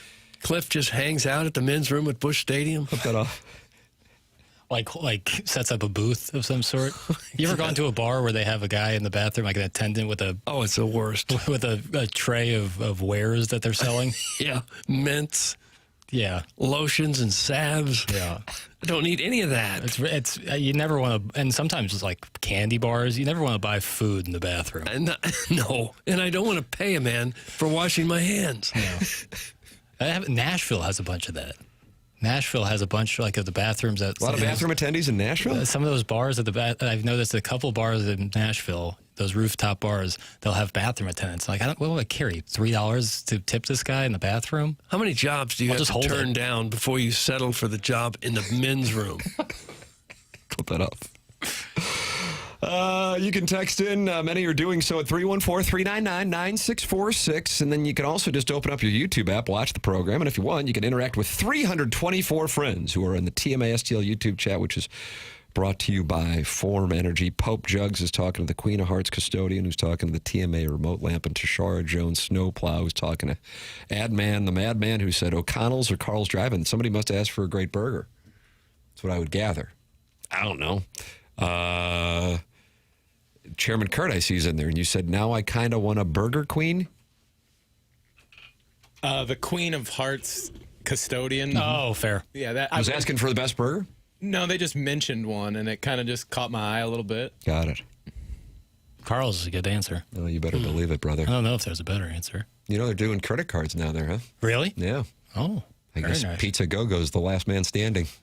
Yeah, there's when it comes to cash. A couple cash. Oh, is that right? Yeah, a few. But they are certainly falling by the wayside.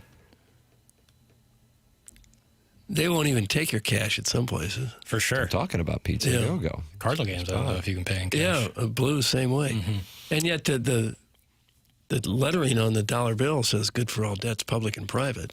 Mm-hmm. How do they square with that? You owe us $20. You gotta hold the person serving you the cotton candy accountable. Just start yelling at the Doug, you're a man who you're younger than your age says, but if you were to really cause a stir over not being able to pay cash at a place, that would be the oldest man move you could make. I don't think so. Oh. What if you don't have a credit card? Yeah. What if you lost it or something? You can't go and buy something with your dollars? I mean, in America in 2026, you got to have some plastic. Well, I do, and most people do. I know. But what if the odd situation occurs where you've got money and they won't take it? Right. But what about a place that's cash only and doesn't take credit card? Well, that's what we're talking about. I'm just wondering if that's completely legal. I think that they're private. If it's a private business, I think the government would have to take your cash. Jack Nolan's. Good That's burger from and Sharon's Soulard. Ladue Pool Boy. It used to say all debts public and private. Okay, take out some cash. And I'm going to see if that's still on there. Yep. Well, Doug does that. I'm going to tell you a place you can take out some cash, and that's Delmar Mortgage. It's Ryan Luchtefeld and Delmar Mortgage. You see Josh Schertz down at the Billiken soccer game? They might be the number 1 team in the country come Monday. Really? How about that? Was it Mizzou and SLU playing each other? That was the women's game. Got it. But, Billikens, rah, rah, rah, number 4 in the country. And Doug, was it North Carolina lost and Washington lost and Furman tied? So they might. Yeah. Ryan Luchtefeld, our Billiken correspondent, is with Delmar Mortgage, delmarmortgage.com. Personal number. He gives it out for you to call or text, 618-593-3608. Personal local touch with all the necessary technology to make the process smooth and easy. Pre-approvals and fast-track options that are going to make your offer stick out to local sellers and listing agents with closings in as little as 2 weeks. It's who I've been working with, Ryan Luchtefeld of Delmar Mortgage. Delmar Mortgage is a family-owned business, been in business for 60-plus years. Ryan has been doing it for 22 years. Call Ryan first or text him his personal number, 618-593-3608. That's 618-593-3608. Ryan Luchtefeld with Delmar Mortgage. What do you got there? I've got, well, the only dollar I have, of course, is a $1 bill because I'm meat and potatoes. Right. It says right on here, this note is legal tender for all debts, public and private. That just means that it can be used, not that it must be accepted. You know what I mean? But it still says it's legal tender. Yeah. I don't know how you could misinterpret that and say, no, we're not accepting dollars. Not that I want someone to take it to court, but I would think they would have a case if somebody did. Yeah. I know it's far more convenient, for businesses to just take credit cards. And I use credit cards all the time. I do it. I just don't understand how they get around that. We'll have a lawyer call in. Okay. Counselor, call in. 314-974-0101. Earlier in the program, we had Aaron in lingerie call in and set up a date with Jackson at Old Hickory. She won a long drive contest at Whitmore, Doug, 230 yards, and yet she's a 31 index. So Jackson will be giving 23 strokes for this matchup with Aaron in lingerie, who will be on the grounds at Bellerive today for the second round of the BMW Championship, and she'll be with her friend Shay. Shay. Is Shay a boy or is Shay a girl? I think she told us it was a girl, didn't she? Hell, I don't know.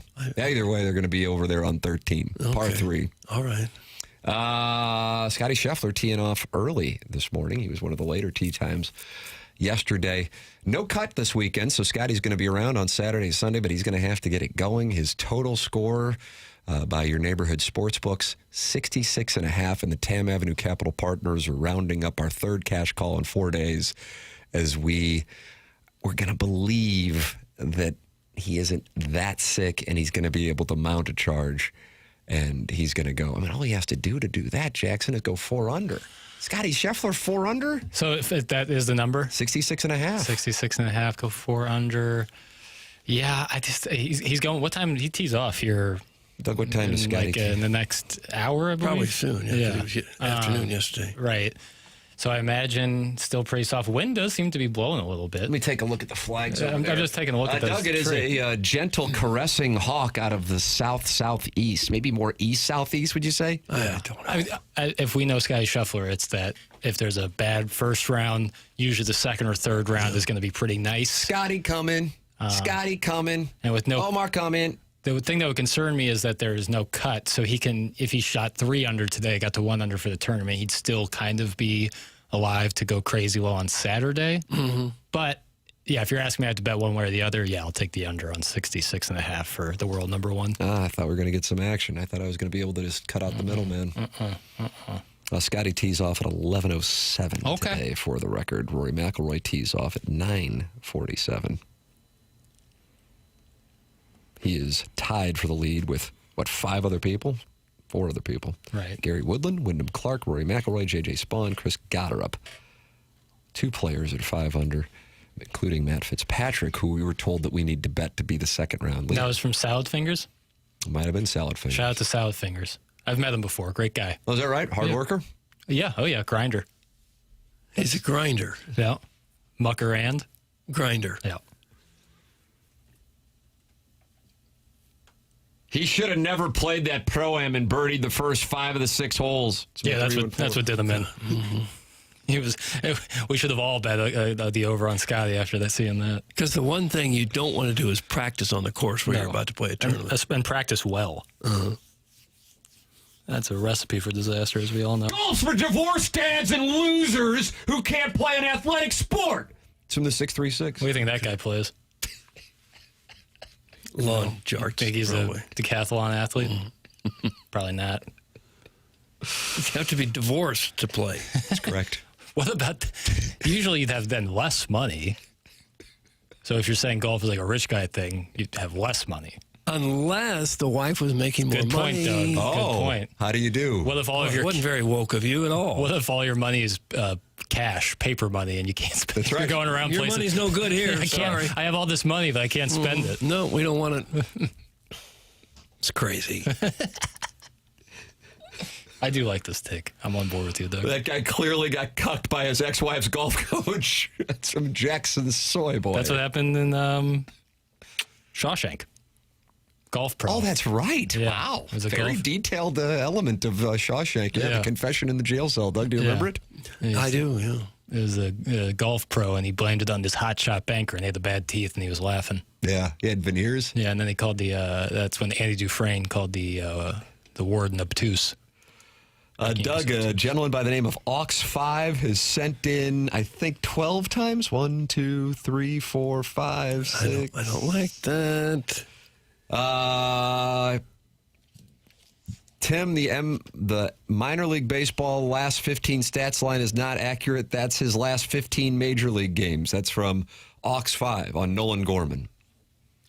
So he says the stat line on the minor league baseball stat page is showing his major league stats, and Nolan Gorman is actually having a better last 15 games. Nolan Gorman got his eye back. Yeah. How about that? I don't know. I guess maybe it is. Let me take a look at Nolan Gorman here as we get ready for his return to St. Louis. So he hit a home run last night, and you were watching the game? Oh, yeah. He struck out the first time up and then walked emotionless back to the dugout. And then he homered his next time up and jogged emotionless around the bases. So that means he would be hitting 70 in the major leagues in his last 15 games. He is hitting 241 in the minor leagues with 7 home runs in the month of August, Doug. Oh, that's pretty good. Bring him back.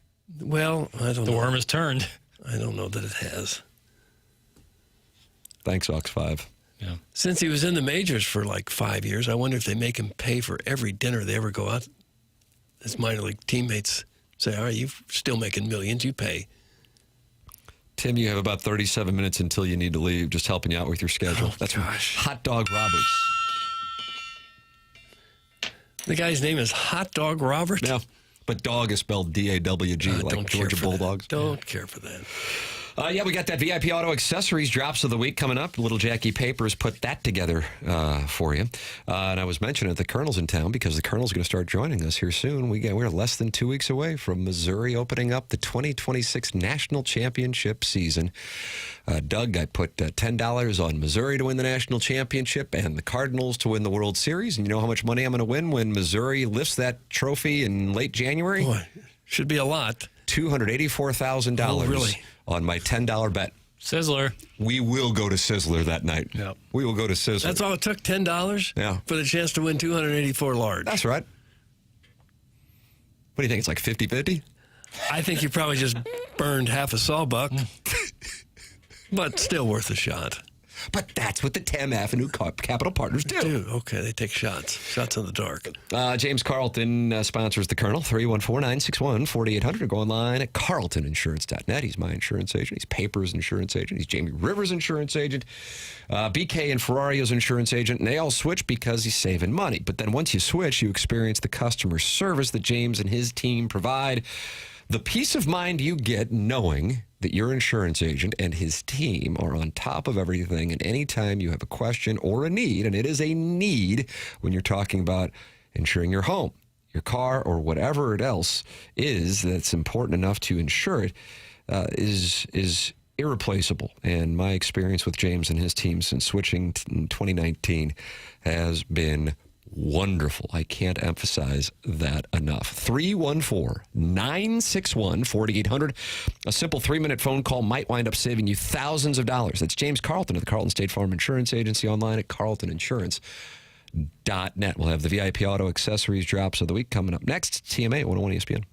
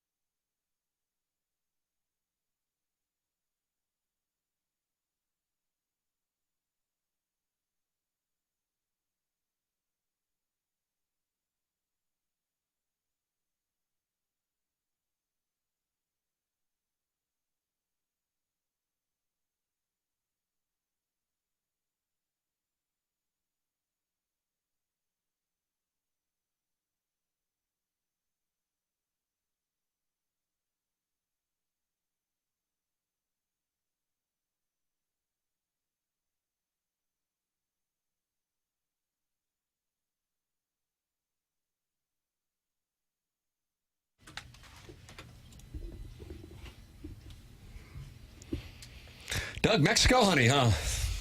Banger. Is it a banger? Yeah. Wow. Doug. Is this back LA? papers This is feeling is it. Casey Musgraves. That's her birthday today. Okay. Casey Musgraves, I'm going to go 38. I'll say 40. She is 38 today, too. Oh, okay. From Golden, Texas. Now, where would that be?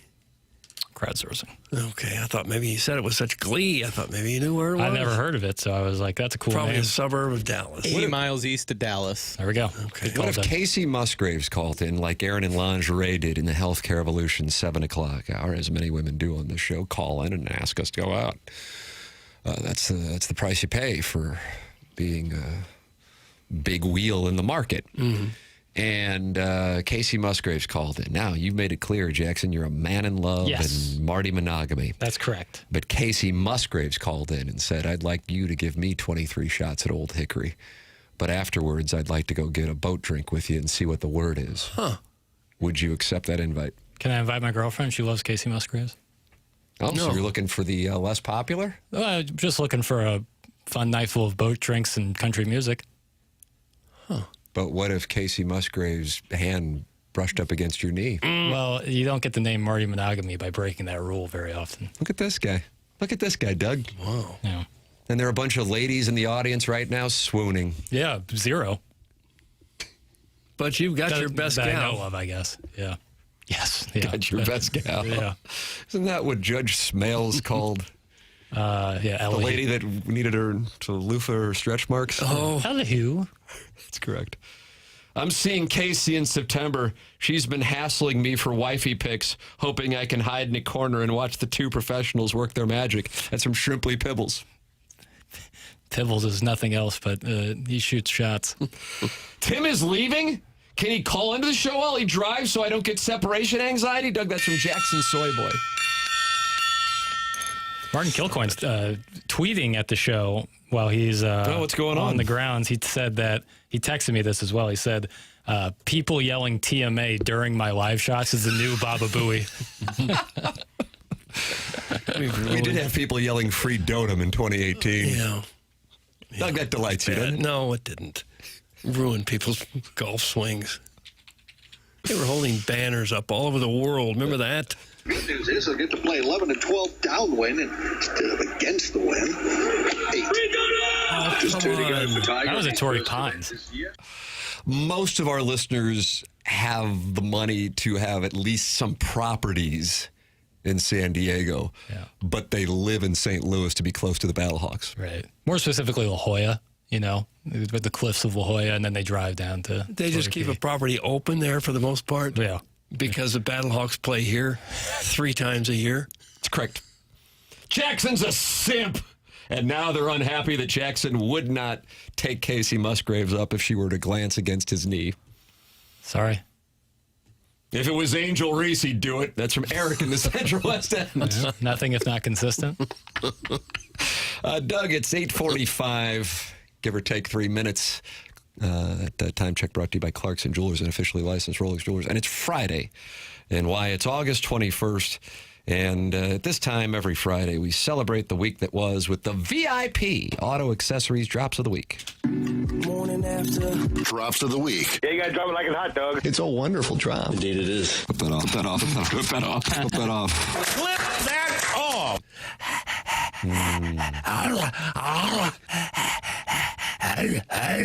Stiff! I'm finally dry. Oh my gosh. Guess who's back? Back again. Scotty's back. Sung J.M. Here's a slice of a pig's nose. Enjoy your lunch. With his passing yesterday, where do you rank the ultimate warrior among the all-time greats? I have no idea. I could kill us. In fact, it's colder than a penguin's nutsack in the studio. Which astronaut famously played golf on the moon in 1971? Buzz Armstrong. Look, I know you all think I'm egotistical, but I'm not. But it was bedazzled with like rhinestones across his midsection. I honestly, I saw that story and I was like, I am uninterested. Leather, you're with me. What were you wearing, Brad? I had a Metallica shirt on. Oh, that's hot. Thanks, Doug. I used to have more of a man nub. Well, the wins and losses don't always tell the true story of who won and who lost. I shouldn't have to critique. I was saying kachuk. Again, I am enjoying the show. This is a disaster. That was Drops of the Week. Doug, the Cardinals get to play the Phillies this weekend, which means we'll get to hear that gentleman's reaction to the I hope games. so. Hunter Brody. I'd like to hear how We should have had him on today. I know, for real. I fired Maybe a Monday. bullet. Really? Oh, did you really? Yeah, I didn't hear back. Damn. I got kenned. I would have thought he would be. He'd be down to clown. Yeah. This was a disaster. It was on. We don't follow each other, obviously, so I think it went into that request folder. I'm not sure. Oh, I love the request folder. I'm going into my Timothy Michael McKernan Instagram account request. I bet the requests on the TMA Instagram account, though, are like, hey, is Jackson available this weekend? Me and some girlfriends are going out. I wonder how he'd react if the Phillies drop a fly ball that cost him a game like the Reds did. Oh, God. This is a disaster. That accent's unbelievable. And it's really just Philadelphia. No one else even has anywhere. But I think the St. Louis dialect is also unique to St. Louis. Yeah, but I don't know if it would, like, if you played the Philly accent for folks in, what's just for randomness sake, Eastern Washington State, and played it for them versus St. Louis accent, they would find the Philadelphia accent much more unique, much more distinct than. But I guess maybe if you took like a really seasoned St. Louis accent, maybe that would like a real life South Side. Seasoned, yeah. Washington, farty far, higher smelk. Milk. That's what I heard growing up. That's what I've never heard before. Now, use I heard growing up as well, but that goes beyond St. Louis. Yeah. The Delco accent from our guy Hunter Brody it's really just in that like greater Philadelphia area and then parts of South Jersey. Great drops, Jackson. That's from the 314. How about that? Thank you. I felt good about those. I appreciate Jackson's loyalty. Lay off the guy. It's from Jackson Soy Boy. I appreciate that, Soy Boy. I think those who are very upset by it may be being facetious, but I don't know. Buzz Armstrong is a Mount Rushmore drop. That's from Sharon and Clayton. Buzz Armstrong. It's unbelievable. I like the guy who said Torrey Pines, not 10 seconds after Torrey Pines was guest before him. That's the wrong answer. There is an Instagram clip of that on the TMA_STL Instagram.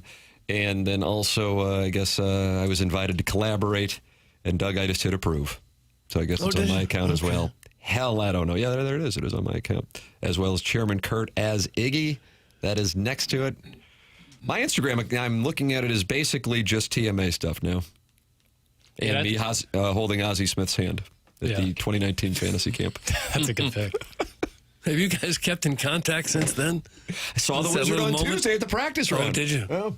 The last time he was on this program... He liked the Grove hat. Yeah. He was a big fan of that Grove hat. The last time he was on this program, we blew out his hearing at spring training. Oh, boy, that was tough. That was at that point. Of all of the crap that we have done over the years, that one was one that I was uncomfortable with. We've hurt people. That was bad. It was the first interview of the week. We were just essentially testing out the audio with the Hall of Fame shortstop. Still not as bad as punching Sam Snead in the stomach. That was Chop Schroeder. 8 years old. I don't want to put you on the spot, but if you can think of him, what would be your like Mount Rushmore of like I want to crawl in a hole and die moments? Well, the good news is the audience is about to provide us with 1,000 of them, so I won't have to think. That Ozzie Smith one stood out to me. I'm like, oh boy, because he's such a great sport. And you could tell he was trying to power through it, but eventually he goes, guys, this is getting tough. The sound, I put the headphones on, it happened to me once, and it's like being shocked. It is not fun when that thing pops in your ears like that. Oh, man. When Lisa Ann was parading Iggy, I wanted to crawl in the hole. It was really uncomfortable. It went on a long time. Long time. I was really uncomfortable. Yeah, like I said, you're welcome to send them in. Just take us down memory lane, Doug. Well, it's like it happens, part of the gig. Sam Snead was able to survive the punching. From Chops Ritter. He was able to walk out on his own. Yeah. You all should climb into a hole after every show. There's no shame in y'all. Doug, that's from Buzz Killington 69 1.6. Okay. That's in reference, of course, to the Blues' unfortunate demise in Winnipeg in April of 2025. If you see the little booth I work in after the show, it's pretty much a hole. I do kind of climb into a hole right after the show. My family came up here yesterday before we went over to the BMW Championship, and my older son was incredibly amused by the size of your office. Yeah, it's kind of like a phone booth. Yeah, it's perfect. I love it. It's really like one of my favorite places in the world because it's really? It's totally soundproof. I can get all my work done right there, and it's not big enough for people to feel comfortable like walking in there and like hanging out. Like after a couple seconds, you're like, wow, we are very close. And so it's perfect. I can do all my work. I love it in there. And it's your personal little space. I mean, anyone's welcome to use it, but it's really only me who does. Nobody else ever goes in there. It's got all my stuff in there. Okay. It's a TMA little producer booth, and I am a TMA producer. So there we go. Guys, I think every Foot Fetish Friday with Jay Jr. was beautifully cringeworthy. That's from the Wentzville Walking Stick. Yeah, but Doug and I were bearing witness to a man really enjoying his craft, and I think in that situation we had an appreciation for watching Jennings handle our guests' feet. Seika and others, many of whom were waitresses. Imagine Gotta get a vibe. That's a nice foot. I think I'll suck on it. How lucky is a gentleman to actually find a job where he can wrap a gal's toes in bacon and get paid for it? That's correct. Yeah. That with later in the Foot Fetish Friday legacy, the Jewel, the lady from Liquid and Lace, she really got Jay rolling, and that was fun to see. Yeah, that was fun to see. It was, it was like Albert hitting 700. You know, it's like the legend is back, baby. Let's see. There's only one right answer. Earl Weaver. That's from Dave Hay. But Earl Weaver, Doug, that happened to you in Miami television, not on this program. That's a Doug personal one. Back Doug's to the personal. 80s. You went back, what, 3 times? Yeah. Yes, I did. Never did get it. Never did. It cost me $300. And a great deal of shame. But he was like, come on back in, I understand. I wasn't going back a 4th time, I'll tell you that much right now. No, hell no. You just decided. We just simply did not get the story.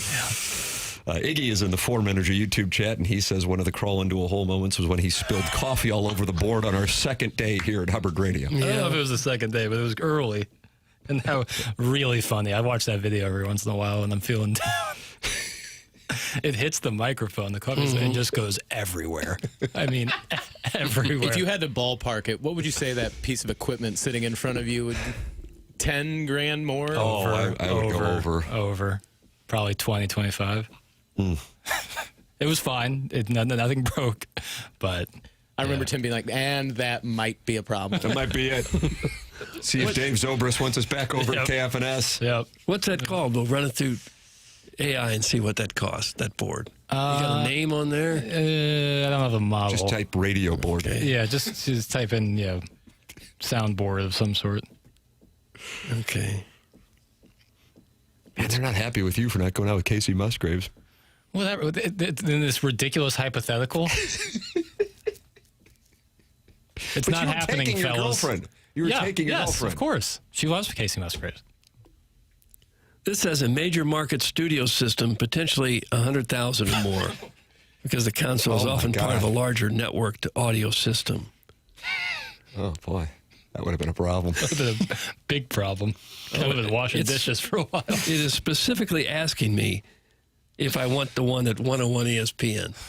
That's how smart like this AI one is. right here. It's always not listening. Not for sale. Hey, Schaefer Door is where you can podcast. Schaefer Door Company is where you can podcast the TMA STL program on the TMA STL app, the 101 ESPN app. And you can, of course, watch on YouTube anyone you want.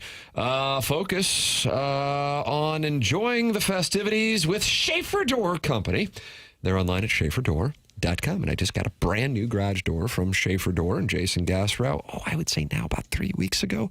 Brand new garage door and purrs like a kitten. I did not realize just how great it is to have a brand new garage door and the quality that you get. So if you are in need, go to SchaeferDoor.com. SCHAEFER door.com. Call or text 636-782-3608. It's going to get the quickest response time. They service all kinds of garage doors for both service and new installations and have Monday morning standby service for those doors that break over the weekend. They service commercial doors as well. So if you run a business or a warehouse with big, tall doors, Schaefer is experienced in these types of jobs. It's Jason Gassrow and Schaefer Door Company. SchaeferDoor.com. Schaefer Door is a Clopay master authorized dealer. It is 8:59 in St. Louis. We're closing out the Fisher Window and Door Store 8 o'clock hour as we head into the 9 o'clock hour here, brought to you by Mark Hanna of Evergreen Wealth Strategies. That will include the Design, Air, Heating, and Cooling email of the day, the morning after, at InsideSTL.com. That's where you can send yours. The program's called TMA. It's presented by Brown and Crouppen from the Stiefel Studios on 101 ESPN.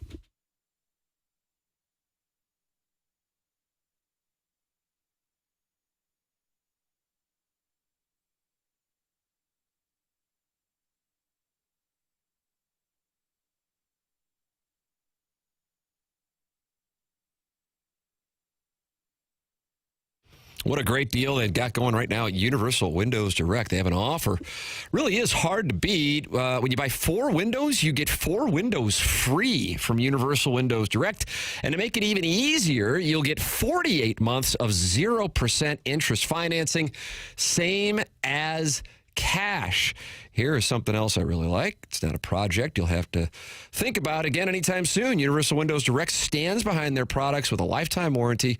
So once the job is done, you can enjoy the comfort and peace of mind for years to come. It's Universal Windows Direct. Call 314-334-2522 or visit universalwindowsdirect.com to schedule your free estimate today. Buy 4 windows, get 4 free. 48 months of 0% interest, same as cash. Take one more thing off your list and enjoy a more comfortable home for years to come. And like me, you'll be saying, I love my windows.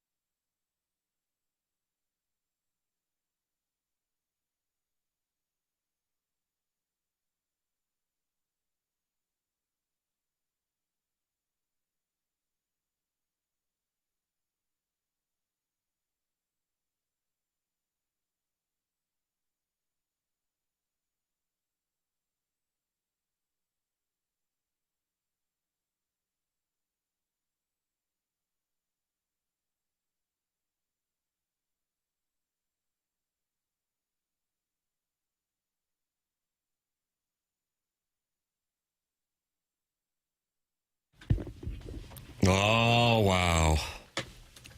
Well, I guess Jackson's encouraged me to put even more on Scotty Scheffler under 66.5.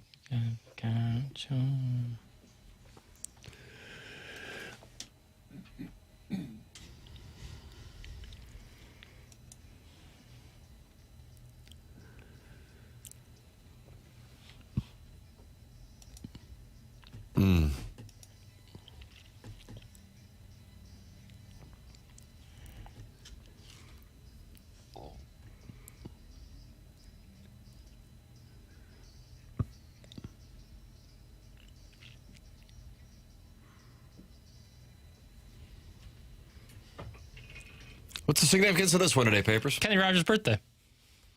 Of course, passed away in 2020. Yeah. Born in 1938. For ATMA listeners, that was the year that Leona Helmsley was first married. Oh, was it really? 1938? Correct. She was really married in 38? Yes, sir. And Ken Bediter. Papers, once Tim leaves, just start a best of Kevin Nealon and Sinbad on repeat. Start your big weekend of video games and indie film marathon. That's from the Hunchback of Von Castle. That's what you're doing this weekend? No. But Hunchback of Von Castle, one of the funniest listeners we got. Oh, just boy. ask him. Oh, no. No. No, it's sincere. What'd you guys think about the Cards game last night? I don't know if we've ever seen a game end that way. That's from the Friend of the Feather. We talked about it for at least half an hour earlier. And then a lady called in named Aaron in lingerie, and we got sidetracked. We sure did. Yeah. Jim Dandy. God, I was fired up. Had to have it. I'm telling you. Had to have it. And here's the reason, and maybe I'm off. I actually think that they can get into the playoffs. I really do. And then once you're there, who knows? Yeah, I mean, I don't like the system, but hey, you know what? It is the system. Everybody's playing. You know what they say? Everybody's playing the same course. Yes, Doug. they are. Everybody's playing the same course. It might be ridiculous and watered down. And take a look at the American League wild card, and there's no better example of it than taking a gander at our friends in Seattle who are 60 and 68 and yet 3 games out of a playoff spot. But whatever. In the hunt. They're in the hunt. They get hot, they can win the baby too. Right. I've been saying that all year. If you're close, and they're close, why not go for it? If they need to pick up a And they did by trading away Dustin May, Lawrence Newbar, and Joe Romero. But if they can, I don't know how you'd go about getting another relief pitcher or two at this point, but I'll go out there. I would try. I guess you hold tryouts. Right? Yeah. I'm ready. I don't know if they have anybody else. Don't they have to bring some people up today? Yeah, because Ryan Fernandez has been dealing down at Memphis. All right, there's one. Take the. Jugs in D.C. is back. Doug, remember he's got that bet. He's got because he's going to live in your barn off if they don't make the playoffs. He says, Cardinals playoffs. Let's go, Daddy. Jugs in D.C. Okay. September 1st, it goes from 26 to 28. So I think they have another week or so before they have to bring some folks up. I love Sassy Jackie on a Friday. That's from Jackson Soy Boy. Yeah, well, you might get it. SLU beat Mizzou, women's soccer. Not the last time SLU beats Mizzou this year. That's on the Pirates beat writer. Oh, I bet it will be. Oh, I bet it will be. Oh, damn. Oh, I bet it will be. We're going to hear Coach Josh Schertz calling right now and give you a piece of his mind. He doesn't need to give me a piece of his mind. He'll try to give the Tigers a piece of his mind on November 6th. That's all that matters. Talk beforehand is cheap, like what I'm doing. He knows. He knows. I think it'll be a great game, and I'm very excited that they have come to an agreement to play each other. I think it'll be awesome, but I think the Tigers will come out victorious. You basic bums going to expand your horizons this weekend. You have to choose Sunday morning, whether it's Premier League football or F1 racing. I know you losers will be hungover after a night of Busch Lights, but maybe you can class it up for once. That's from the 636. It would be classy of us to watch soccer or car racing. Guy? Block him. How is this guy? You want him gone? Block him. Man. I can't watch F1. I've tried. Not for me. I can't get into it either. Yeah. I think it's cool, and I think I've seen the show, the Drive to Survive, and I do like watching that, but actually watching the races, can't do it. Can't do it. I think for me what it is the lack of any emotion really that's in it. You don't see people reacting, people really happy, people really bummed out, or high-fiving each other. And maybe they do it in the pit sometimes. I don't know. Unlike the play yesterday in Cincinnati where the guy dropped the fly ball and he's just heartbroken and the Cardinals are laughing and patting each other on the back. That's all part of the entertainment for me. I think it's a great take. Oli Marmol talked about that emotion. And, a ninth inning that I truly...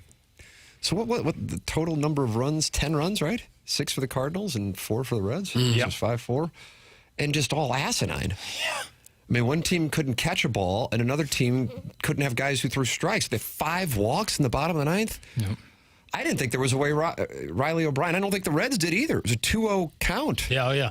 I was like, just walk him in now. And he threw just meat right down the middle. And I think McKernan was like, holy crap, he actually found the strike zone. I was just like, oh my God, they're going to lose this game. And it was already painful enough beforehand. Here is Oli Marmol. I don't even know what to say about that one. I'm going to shower, get on that bird, and get ready for the next series, because that one was a wild one. There's a lot of ups and downs to it. Here's the reality. Our guys in the back end of our pen have taken the ball and done a really nice job. You look at the series, and we ran through them, and some games didn't even give up a hit. They're human, and today was a day where that came out, where they're just tired. They want the ball. They know that we have a chance at this, and at the end of the day, man, we're going to take every shot to spray champagne on each other, right? So they want the ball, but at the same time, you saw a little bit of kind of being tired and some walks and a big swing there by McKernan on Stanek, but you're able to figure out a way to win and get out of here. This was an exhausting day, but what does a day like this do for your team trying to accomplish what you just said they hope to accomplish at the end of September? Yeah, it's more exhausting if you lose. You get on the plane and you really feel a game like today. But when you win, have a beer and keep going. Here's something that I'm observing that may be incorrect. But now they're talking about it on their own about making the playoffs. First time I've heard that this year. They've been asked about it. I mean, I was asking McGreevy about it, in May. He's like, I don't know what to say. I mean, you keep asking, what the difference is. But now, I think a big part of it for them was getting past the trade deadline, because they knew guys were going to go, and I think it caused some anxiety. Their play suffered, and ever since, and it all started in New York, in the Bronx, they've won every series. And obviously did not play a good baseball game yesterday, but they got it done. If anything, they lost games that they probably should have won in Cincinnati and won a game they probably shouldn't have won. But either way, they have just 2 games in the month of August where they've lost by more than 2 runs. They're clearly playing better. And now I think it's kind of similar in a sense to what we saw from the Blues, and I think specifically Robert Thomas after the trade deadline and being irritated and kind of going to that major league, and as in the Cleveland Indians major league, where all right, let's just win them all now. Let's just show them. And I think that's the mindset because they have been winning these series. They will be put to the test yet again this weekend. You'll see Sanchez again, but you'll see Luzardo tonight. No Zach Wheeler. Painter is in between for the Phillies. Cardinals would counter with Dobbins, Palante, and Leahy. And then you get a day off in St. Louis, and you're in a spot where you're playing 2 teams who are below 500. And ideally, the weather carries over that we've had here in St. Louis the last few days, and the team's play carries over. And, Doug, we see 30-plus thousand at Busch Stadium for some of these games. And here we go. Let's go into September, and let's go. Let's go. Let's go. What has to give you hope is that night after night they continue to get really good starting pitching. Yep, that's right. And when that happens, you got a shot. If they can keep that up, it'd be pretty hard to imagine how they could continue to pitch as well for the next month and a half as they did the last month and a half. But if they can get pitching close to that, then they do have a legitimate shot to get in. And if the pitching holds up, they'd have a legitimate shot to do something in the playoffs too. You can, if you're giving up none or 1 runs for 5 or 6 innings almost every game, you got a real shot. I don't know how they get from the 5th/6th inning to the 9th inning, but hell, I mean, at this point, I think as a Cardinal fan, I'd like to think that everyone, very rare universal take, would agree that we're playing with house money here. If you're a Cardinal fan, if you would have been told the day of the home opener against the Rays that, hey, come August 21st, when they begin a 3-game series against the Phillies, the Cardinals will be 2.5 games away from a playoff spot. J.J. Weatherholt's Rookie of the Year, favorite anyway.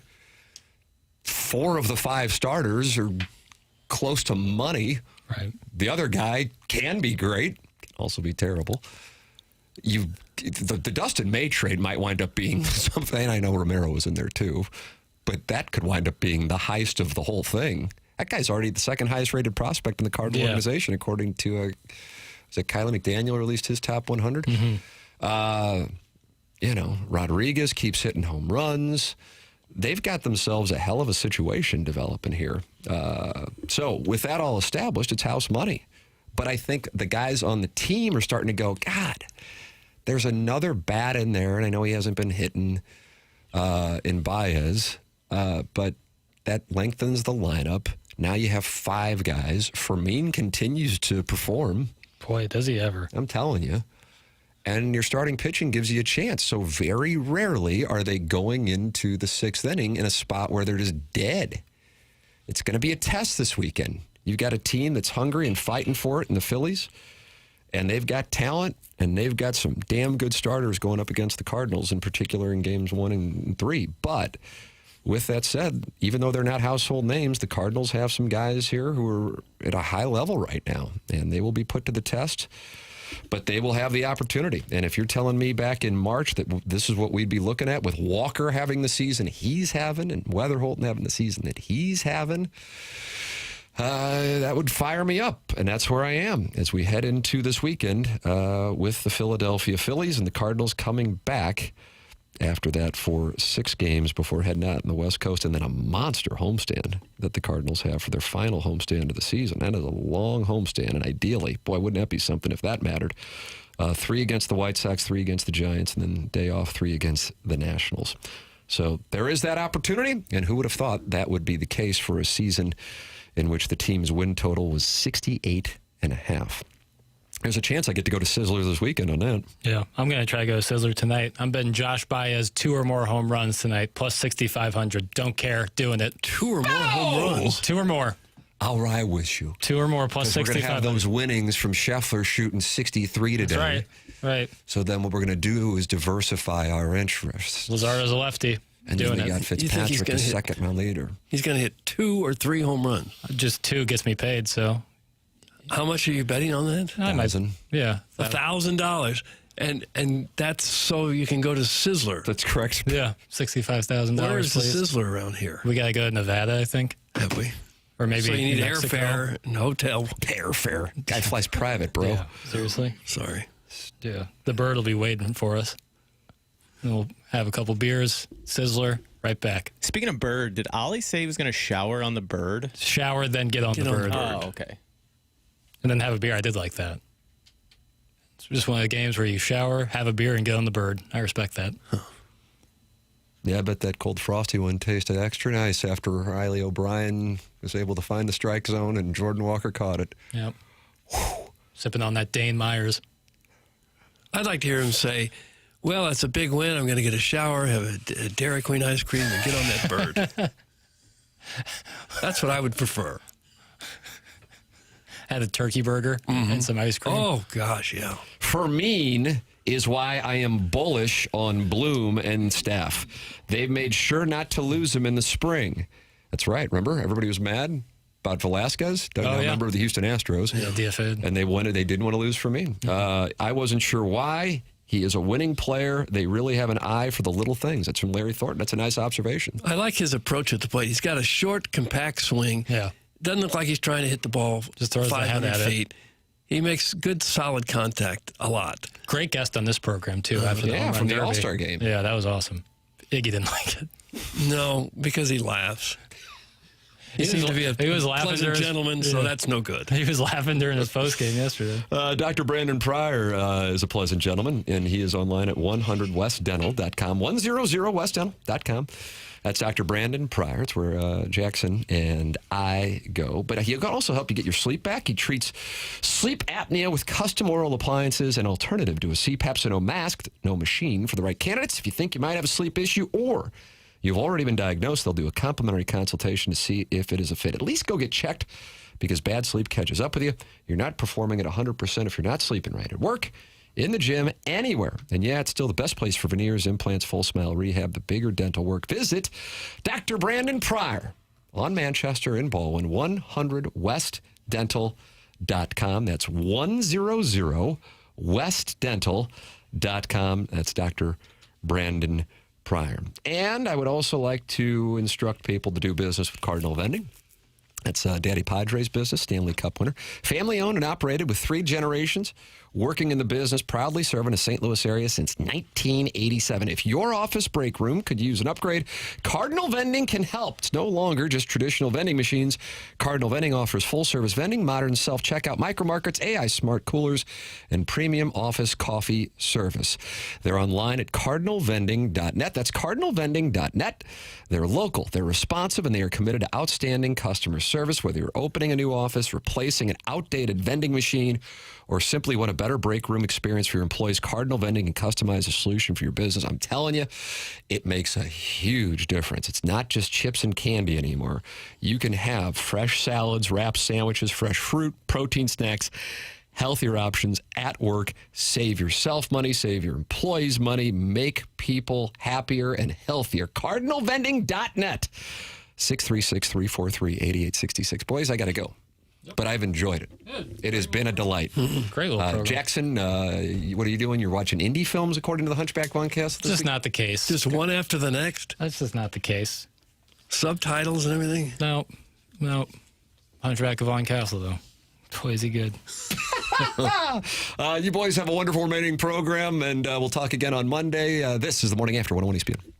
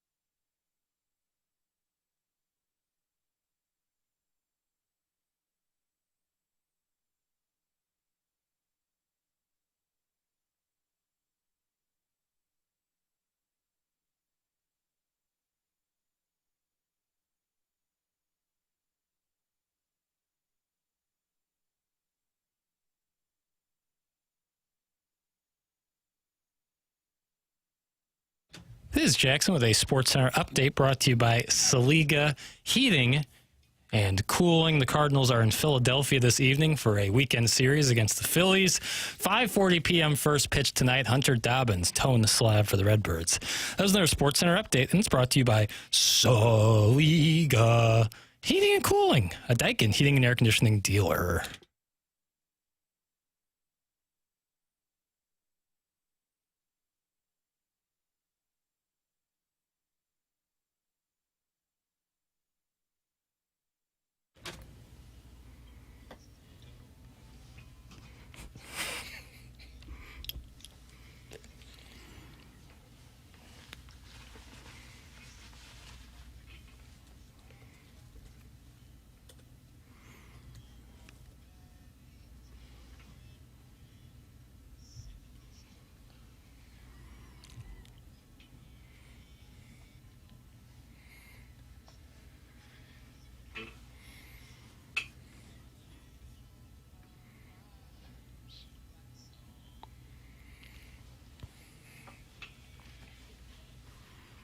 Pretty good, right, Doug? Maybe the worst song ever recorded. It's right up there, and yet it still hits home. It's still very folksy. Yeah, I'm into it.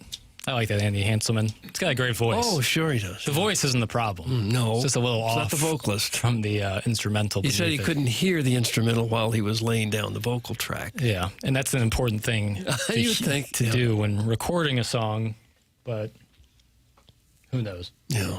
Well, he got through it. You're listening to The Morning After. We're live here on 101 ESPN from the Stiefel Studios. The show is presented to you by Brown and Crouppen. We are in our Mark Hanna Evergreen Wealth Strategies 9 o'clock hour. Tim had to leave the program. Prior engagement. He had to head out. Martin is off today, television duties at Bellerive. Speaking of Bellerive, they are on the course, Chairman. There are plenty of guys at 6 under, including Doug, I'm going to try it. Rio Hatsune. Oh. Rio Hatsune. He is at 6 under. He is 1 under through 2. Gary Wyndham Clark, Rory McIlroy, J.J. Spawn, and Chris Scott are up all at 6 under. You think guys are going to repeat what they did yesterday, Doug? You think 10 under, 11 under is going to be your leader after round today? Oh, I would think so. It seems like conditions are absolutely perfect today. Yeah. You couldn't ride it up any better than what they're playing now. Mid to high 80s with little wind. Yeah. Not much precipitation over the last day or two. So, yeah. Although it's pretty soft out there. If Rory gets it done Sunday night, where's he at? The Landing or? Probably in Atlanta. You think he'd celebrate on the Landing? I mean, you get a chance for one night in St. Louis, BMW Champion. Where are you going? Spaghetti Factory. Maybe back to Jupiter. That wax museum. Then head up to Atlanta 2 days later. That's where they really have a good time, is the wax museum. A belly full of spaghetti looking at wax figures. I do love spaghetti. I want to put that on the record. It's kind of difficult to eat. What do you mean? Well, it can get all over. You can get on your shirt. And yeah, not a great first date. Yeah, you might have a loose strand hanging a foot outside of your mouth. Mount Rushmore of worst foods to eat on a first date. Chicken wings. Chicken wings, ribs. Yeah. Big plate of red sauce pasta. Spaghetti's up there. White Castle. No, that's a great one to eat on a first date. Why? Aphrodisiac. Oh, I don't know. No, I think it is. Rory McIlroy talked it over with our own Martin Kilcoyne yesterday during his post round, talking about the crowds in St. Louis. Here's what Rory had to say yesterday.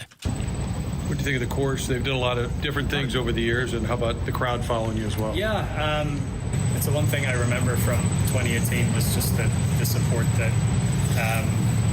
the local community gives us here. A lot of people come out and watch the tournament, which is great. And the golf course is, it's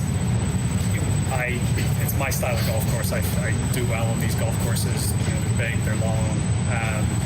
You can get away with missing some tee shots at times, and definitely a course that sets up better for me than the one we played last week. There's Martin talking over with Rory McIlroy. What was the sound? What was going on there? Get mad at Martin. He's the one who recorded the sound. Get that mic up there closer, Martin. Speaking of Martin, he's going to call in around 10 o'clock for the Design Air 10 o'clock hour. Give us a report live from Bellerive. Rory will head to Club Imperial if he wins. That's from Doug's prison wallet. I assume that's in Imperial? And it had spaghetti wrestling, so you can kill a couple birds with one stone really? there. Spaghetti wrestling. And the dancers there would walk around asking for change. Like nickels? I think quarters, because they needed it to play their songs to dance to on the jukebox. And really, depending on the lighting, you couldn't tell if it was a C-section scar or like a happy trail. That's Club Imperial. Wow. They wear one of those old-fashioned change holders on their belt like they used to have at Steak and Shake. Yeah. Jackie, we're heading up to the Illinois State Fair this weekend and doing some fooding. There's an item called grilled cheese spaghetti. Would you? That's from Stepdad Gary. Grilled cheese spaghetti. They put spaghetti within the grilled cheese, or do you think that they take a grilled cheese, deconstruct it, and then put it on top of spaghetti? Like chop it up? Yeah. And sprinkle it around the spaghetti proper. Yeah, like grilled cheese croutons in a way. I would absolutely try that. And I would bet my bottom dollar I like it. Club Imperial closed years ago. Sorry, it's from the Lima Ace. Oh, no. Yeah. DJ from Jeffco also confirms that. Apparently ran out of money if they can't even afford to play music. And I found this sandwich. It is grilled cheese with spaghetti as the meat. Yeah. Well, you want plenty of carbs. Was he in a vacuum? What the hell was that? It's from Lindenwood Park Lunatic. Well, good news. You can hold Martin accountable yourself when he calls in right around 10 o'clock after we do the Design Air Heating and Cooling email day. You can send in your submissions the morning after at Inside STL. We've had a lot of different winners this month, so feel free to get involved. Only two-time winners. That's Shooter McGavin, who has 2 wins, and Jugs in D.C., who has 2 wins. But Kevin Miller, poor film student, Jackson Soy Boy, Brian Henshin, TMA Troubadour, Steven Time, KV Naps, my cousin Vinny, Dad's quote-unquote business partner, and Mark's Mulch and Bra all have wins. What a month. Yeah, it's been a fun month. Yeah, you can sign up to be the TMA Listener of the Month as well. TMASTL.com. It's presented to you by Form Energy. We do the work. You get a sweet Form Energy prize pack, not to mention you are the Listener of the Month for the month. And I think our, Aaron in Lingerie is high up on the list. Could be a front runner. Our reigning champ, Big Al. So that would be 2 great winners back-to-back, I say. Hitting her tee shots 230, she said. Just a hefty raw bone gal. I honestly don't think a lot of my drives go 230. No, I'm sure they don't. Yeah. That's a big hit. That's a big hit for most people. Rory is getting a place at the Ozarks and participating in the foam party at Shady Gators. That's from TMA Reddit Insider. Only if he wins. I guess. I don't know. You know, I saw they're doing at Hito this October. Flufferween. What's that? For Halloween. Say that one more time? The Fluffernutters are putting on Flufferween at Hedonism? Yeah. Hedonism 2 in Jamaica. I didn't know what that meant for a second. You thinking about going down there? I don't think that's my style. Probably not. Hey, Doug, my daughter is the GM of the Dairy Queen in DeSoto, and she just became a mom and made me a grandpa for the first time. It's great to hear. Congratulations. Pull some strings to get to the bananas. Pull some strings to get the Savannah Bananas to the hospital to see her. That's from Painter Guy. Can you make that happen? Oh, she's in the hospital still now. Yeah, he sent in a picture of the young child and the mother. Both look to be doing well, and he wants you to get the Savannah Bananas down to the hospital so that they can meet the new child and the mother. Well, they're in town today, right? And you have connections with the Savannah Bananas. I don't know any of them. You know the guy in the yellow suit or whatever. Couldn't you just put just about anybody in the yellow suit and say, hey, I'm with the Savannah Bananas, and they'd fall for it because who's going to know? But you could say the same thing about the guy in the Barney costume. Yes, you could. But it was really Barney who was there. Oh, it was the real Barney, I'm sure. Had to be 5,000 people there. Who was Barney's little sidekick? Boy, you're asking a tough question. I don't know there, that Chief. he had a sidekick. It was a girl dinosaur. It was like a green one. Yeah. It was like a smaller green dinosaur. I don't remember that one. Yeah. Barney's not a thing anymore, though, is he? I don't know. He's not as big as he used to be. It might be an animated show now. I'm not sure. But there's other Bluey. I don't know what that is. Young parents, call in or text in. Always feel free to call in or text in. Michelob Ultra YouTube chat. So many ways to call in. You got Collier and Thompson phone lines. You can text in. Air Comfort Service text line. That's 314-399-9646. And plenty of people are. Hey, Papers, does running points stress you out? That's from Dirty Dan the Garbage Man. Yes. It does? Here? Of course. Oh, well, sorry. I'm running the board. I'm trying to keep everything in line. Right. But it's all right. I got my fellas with me. Okay. That's Baby Bop. What the hell People are texting in. That's Barney's sidekick. That's right. A lot of people texting that in. That's I don't know what I don't know Because what that everyone means. watched Barney. Sure. Barney was huge there for a while. Sure. I almost couldn't find parking at South County Mall. Barney was so big. I think I might. What year would this have been? Oh, probably the early 90s. Early mid-90s, maybe. I might have been there with you. That Caillou is a real punk. That's from Mahomes' long body. Remember Caillou, the bald head kid? That was a cartoon. That was a cartoon from my era. Caillou. I don't believe I saw that one. Guys, I went to the Bananas last year. They said they tried to get the Clydesdales on the field to race, but AB said no so they got a couple of overweight shirtless fellas named Clyde and Dale to race. Maybe the closest thing we get to release the Hoosier, and it was glorious. It's from chairman of the National Swingers Convention. Sounds very nice. Yeah. I don't think Clydesdales are known for running fast. They're workhorses. Yeah, plow horses. Right. They don't really run. You're doing great, Jackson. That's from Uncle Wally's Plastic Ear. Thank you, Uncle Wally. You think you could ride a Clydesdale? I don't think your legs would be. I think you'd really hurt yourself. I think so. You'd have to be able to do the split. Well, you'd have to put a saddle on there or something. I don't know. Text in if you've ever ridden a Clydesdale. I'm sure we won't get any weird texts about that. I don't think I've ever seen someone riding a Clydesdale. It's probably possible. You could ride a side saddle. Have you ever ridden a horse? Oh, sure. Really? Yeah. I've never done that. Never done that. You've never ridden a horse? Mm-mm. You're not missing anything. I would be open to it. You're not into it? It kind of hurts, the bouncing up and down. Yeah, I can imagine. What's that? I rode a bicycle once near Kings Highway and felt the same thing. Also, I have a question for bicycle riders. I know that's the cycling community is a hostile one if you go at them, and I want to come. I'm coming in peace. I'm a pro cyclist. Okay. I'm on board with what they're doing. It's better for the environment. It's good exercise. I get it. I'm coming in peace, but I have a question for the cyclists. That's coming up on the other side of the commercial break. Oh. Tease. We'll have the Design Air Heating and Cooling email today. Martin will call in, and we'll have more of the Morning After coming up on the other side of the commercial break. You're listening to TMA, presented to you by Brown and Crouppen on 101 ESPN, live from the Stiefel studios.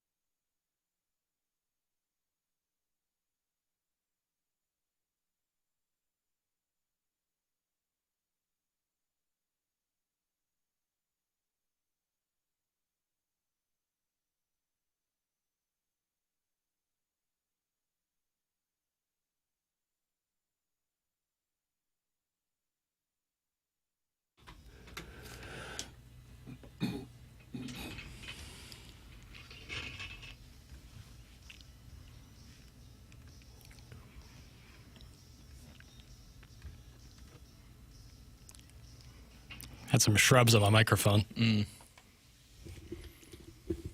I'm concerned it's my own hair. Oh, no. That's probably best case scenario, though, right? It's a double-edged sword because, yes, from a sanitary standpoint, I'm more comfortable with it being my own hair.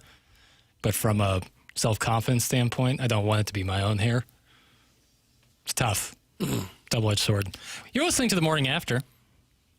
101 ESPN. The show is presented to you by Brown and Crouppen. We broadcast live from the Stiefel Studios in the Mark Hanna of Evergreen Wealth Strategies 9 o'clock hour. Doug Vaughn, Chairman Kurt. I'm Jay Bennett Burkett now. Tim had to leave a little early from the program today. Martin doing some television responsibilities at Belle Reve Country Club for the BMW Championship. But Martin will call in for a little bit to talk about what he's seeing out there on the course at around 10 o'clock. Coming up in the next segment, we'll do the Design Air Heating and Cooling email today. But, Doug, I deep teased the question I had for the cyclists. You sure did. What's that? So I experienced it not only this morning, but I'd say 2 of the 5 mornings on my drive into work. Sometimes I go through Forest Park to come to work. Obviously, a lot of cyclists going through there. Totally fine. I'm not coming after the cyclist community. I like riding my bike. It's fun. My question to them is, and again, I come in peace. Why do bike riders not stop at stop signs? They're in the road. Why do they not stop and stop? I'm asking, is there some reason why, not from a legal standpoint, because I don't think they have much standing there, but like, is it really hard to like stop right there? Or is it the shoes that you wear? What is it about? Because if I'm being honest, if the answer is, well, it's just kind of hard to stop and you don't want to do that, you want to keep going, I would recommend the sidewalk. But if I'm fine to share the road, but when I get to a stop sign before a bicyclist and they just roll right through and now I'm waiting longer and then have to go around them, what up with that? Well, they shouldn't. I think they're supposed to if they're following the law. They should stop. Right. They probably just look around and think there's no cars coming here. I'm okay to just keep going. But I was there. That would be my contention. You were there stopped. It actually happened this morning. I get to a stop sign and there's a bicyclist on the sidewalk and there's a crosswalk in front of me. So he has the right. Please go right ahead. Crosswalk's here. That's what it's here for. You're on the sidewalk. And then another cyclist is coming down the road in the street, stop sign on a 3-way stop. He just blows right through it and then gives me a little wave, which, I appreciated, but I also would have appreciated him following the rules of the road. Yeah. But I want to know the reason, because if there is a legitimate reason, I will stand down. I'm seeing something called the Idaho stop. That cyclists treat stop signs as yields. It's called the Idaho stop because stopping completely on a bike wastes physical energy, lowers momentum, and can actually increase safety by reducing the time spent vulnerable in an intersection. I would get that if there was another car on their tail and you don't want to necessarily stop and then might get hit from behind if you stop too abruptly. Okay, I can understand that. Was not the case this morning. This guy just blew right through it. But at least he waved. I did like the wave. And you appreciated that. I did. And then I drove past him furiously. What if he'd given you the finger? What would you have done? Just give him a little bump. Would have appreciated that, too. That would have been kind of funny. Jackson, you are absolutely correct. Cyclists are considered motor vehicles and therefore should be stopping at stoplights, as any other motor vehicle would be required to do. That's in the 314. Some very hot takes coming in. Entitled is a word I'm seeing a lot. I think you knew what you were doing with this. If they are on the sidewalk, it would be very unsafe for pedestrians. Just don't press push. Again, I get that. Sidewalks are kind of unsafe too. Right, they can be uneven. And if you're actually bicycling, and I'm again cool to share the road as long as we're all playing with the same set of rules. 13 states have legalized the Idaho stop. Okay, all right, and does it say if Missouri is one of them? I don't believe Missouri is on that list. Okay. Why do they feel like they have to wear the damn spandex? There's a lot of text coming in about that, Jackson. These are grown adults that put on skin-tight bodysuits and then go out in public. There's no reasoning with them. That's from the white-collar gangster. Are they really cutting down the wind drag that much? I think chafing plays a role. Chafing? If you have loose-fitting clothes, that wouldn't chafe? If I'm on a bicycle seat, I need things tight down there. Down there is okay, but they got their whole body covered in the spandex. Road cyclists are worse than dog couples that bring their unfriendly 100-pound-plus mastiff to the bar on a Friday night. They act presumptuously privileged that they are expected to have vehicle benefits and pedestrian benefits, and they're soft. That's coming from a mountain biker who knows the rules of the road. Okay. I could see if you're in the Tour de France, you need every second to count. Put on the spandex. I don't care. But if you're tooling around Forest Park, really?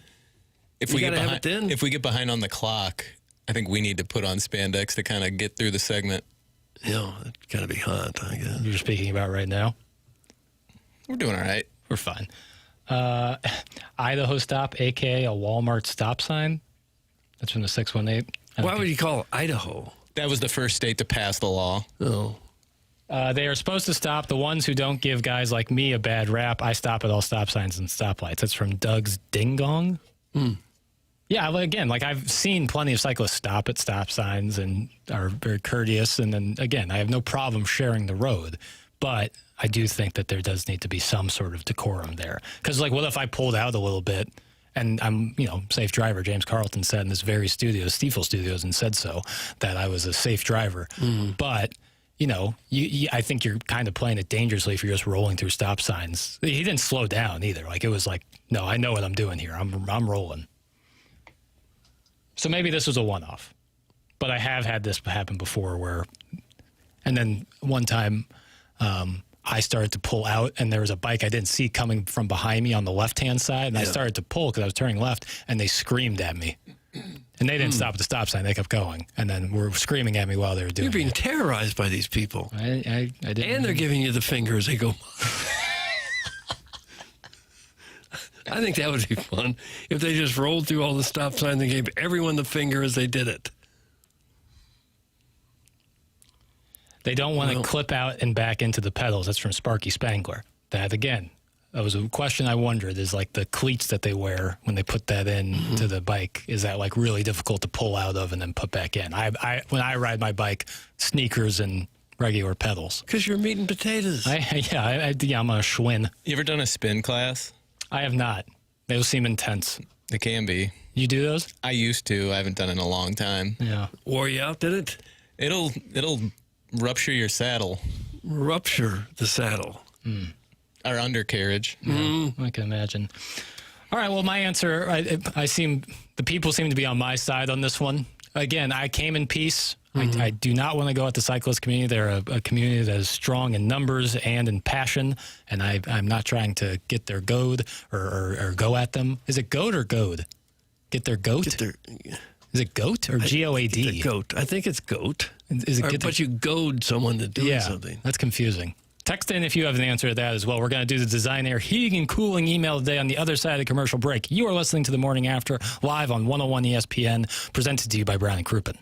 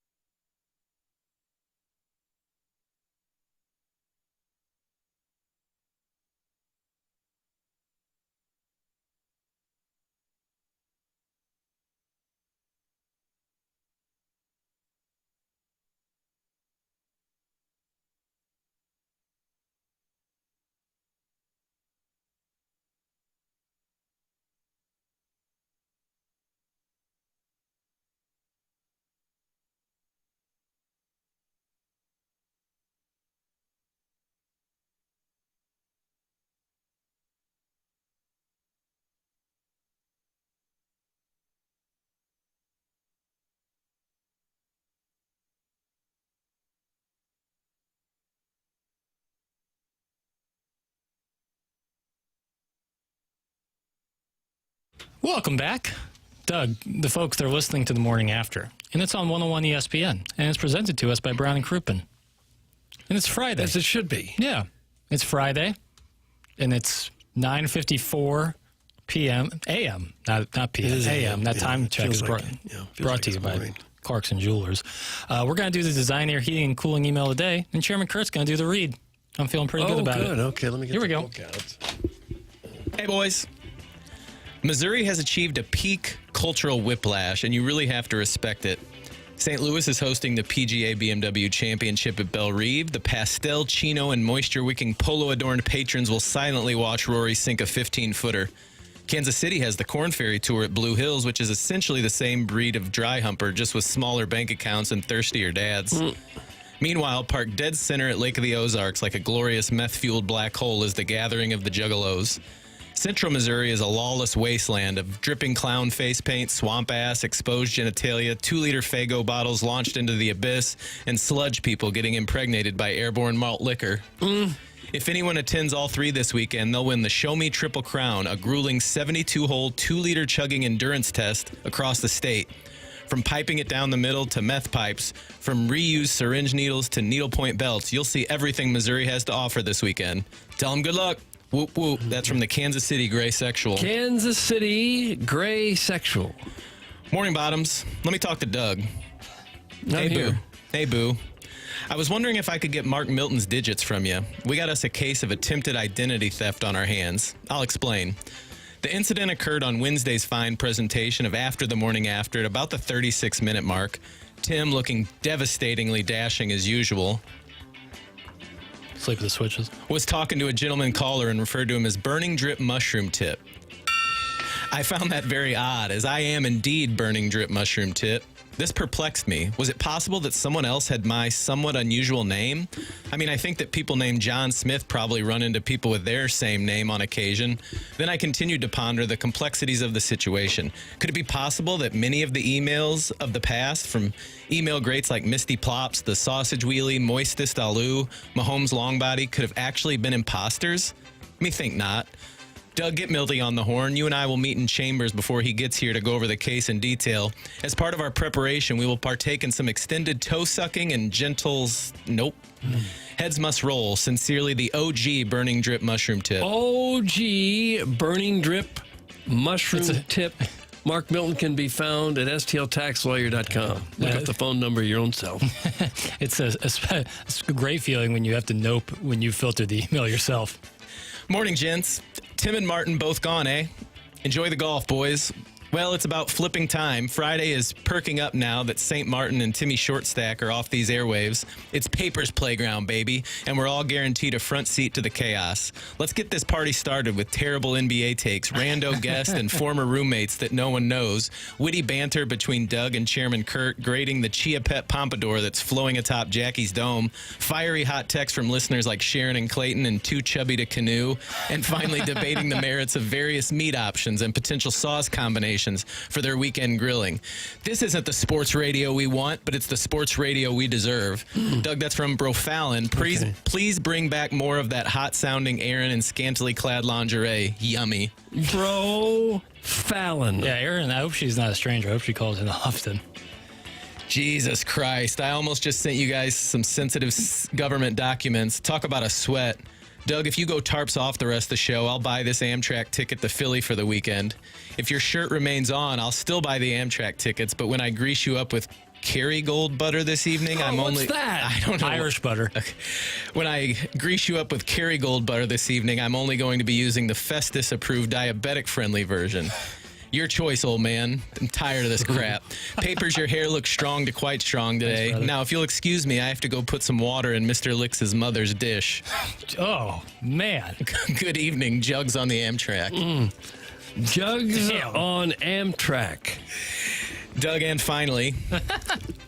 Folks, I'm really fascinated by the escalating civil war inside the PAFO and PAFO Plus family of podcasts nobody asked for, featuring an acronym nobody can define.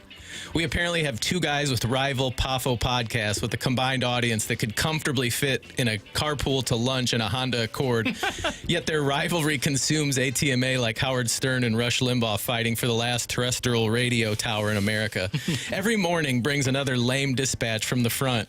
Who promoted whose show? Who's doing numbers? Who failed to sufficiently acknowledge the other guy's 6-View Tuesday episode? Meanwhile, ATMA has essentially become CNN Baghdad 1991. Doug is Bernard Shaw. Jackson is at the telestrator pointing out PAFO view counters.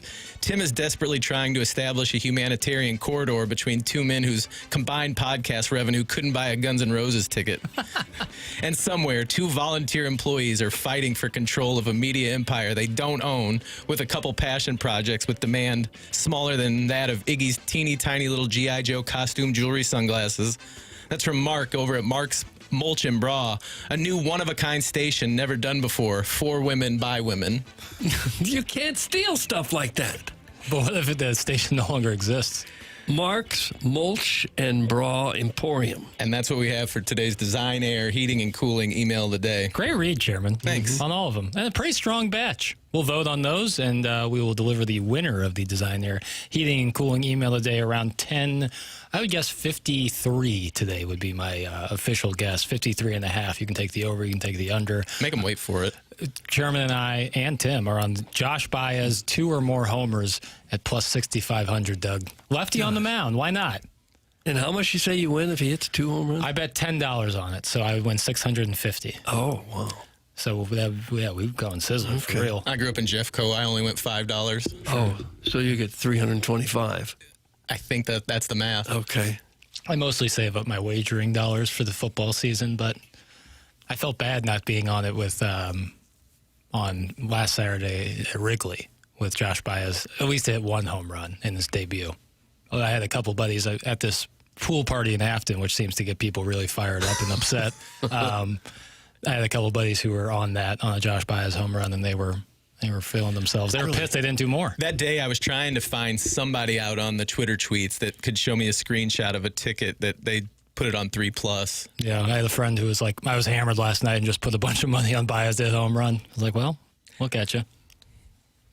Where's Tim? That's from Berg the Blob. He had to leave the show a little early. Okay. You'll be all right, Berg. We're going to come back in the next segment, and Martin Kilcoyne is going to join us live from Belle Reve to give us the lay of the land down there and off We'll Do Road. So we'll talk it over with Martin. Coming up on the other side of the break, we'll be full team on Monday. All of us will be ready to rock and roll on Monday, but it's a 3-man skeleton crew here to finish out today's program. That program, of course, is called The Morning After. It broadcasts live on 101 ESPN from the Stiefel Studios, and it's presented to you by Brown and Crouppen.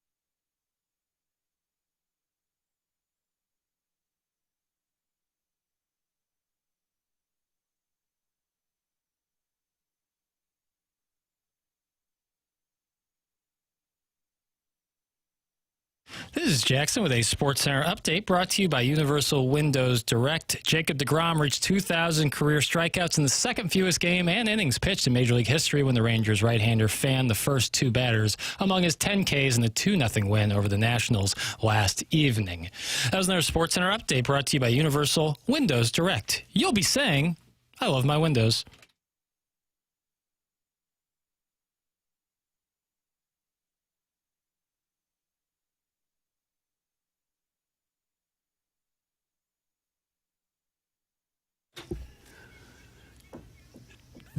This one's for Doug. Yeah, this is as good as it gets here, fellas.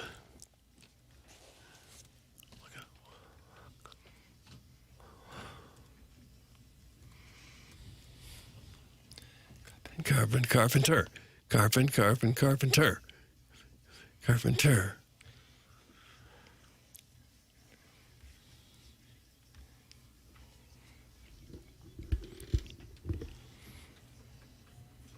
Pretty great. If you don't like that, you just don't know music. That's exactly right. Be honest with me, Doug. What do you like better, that or Navy Caps?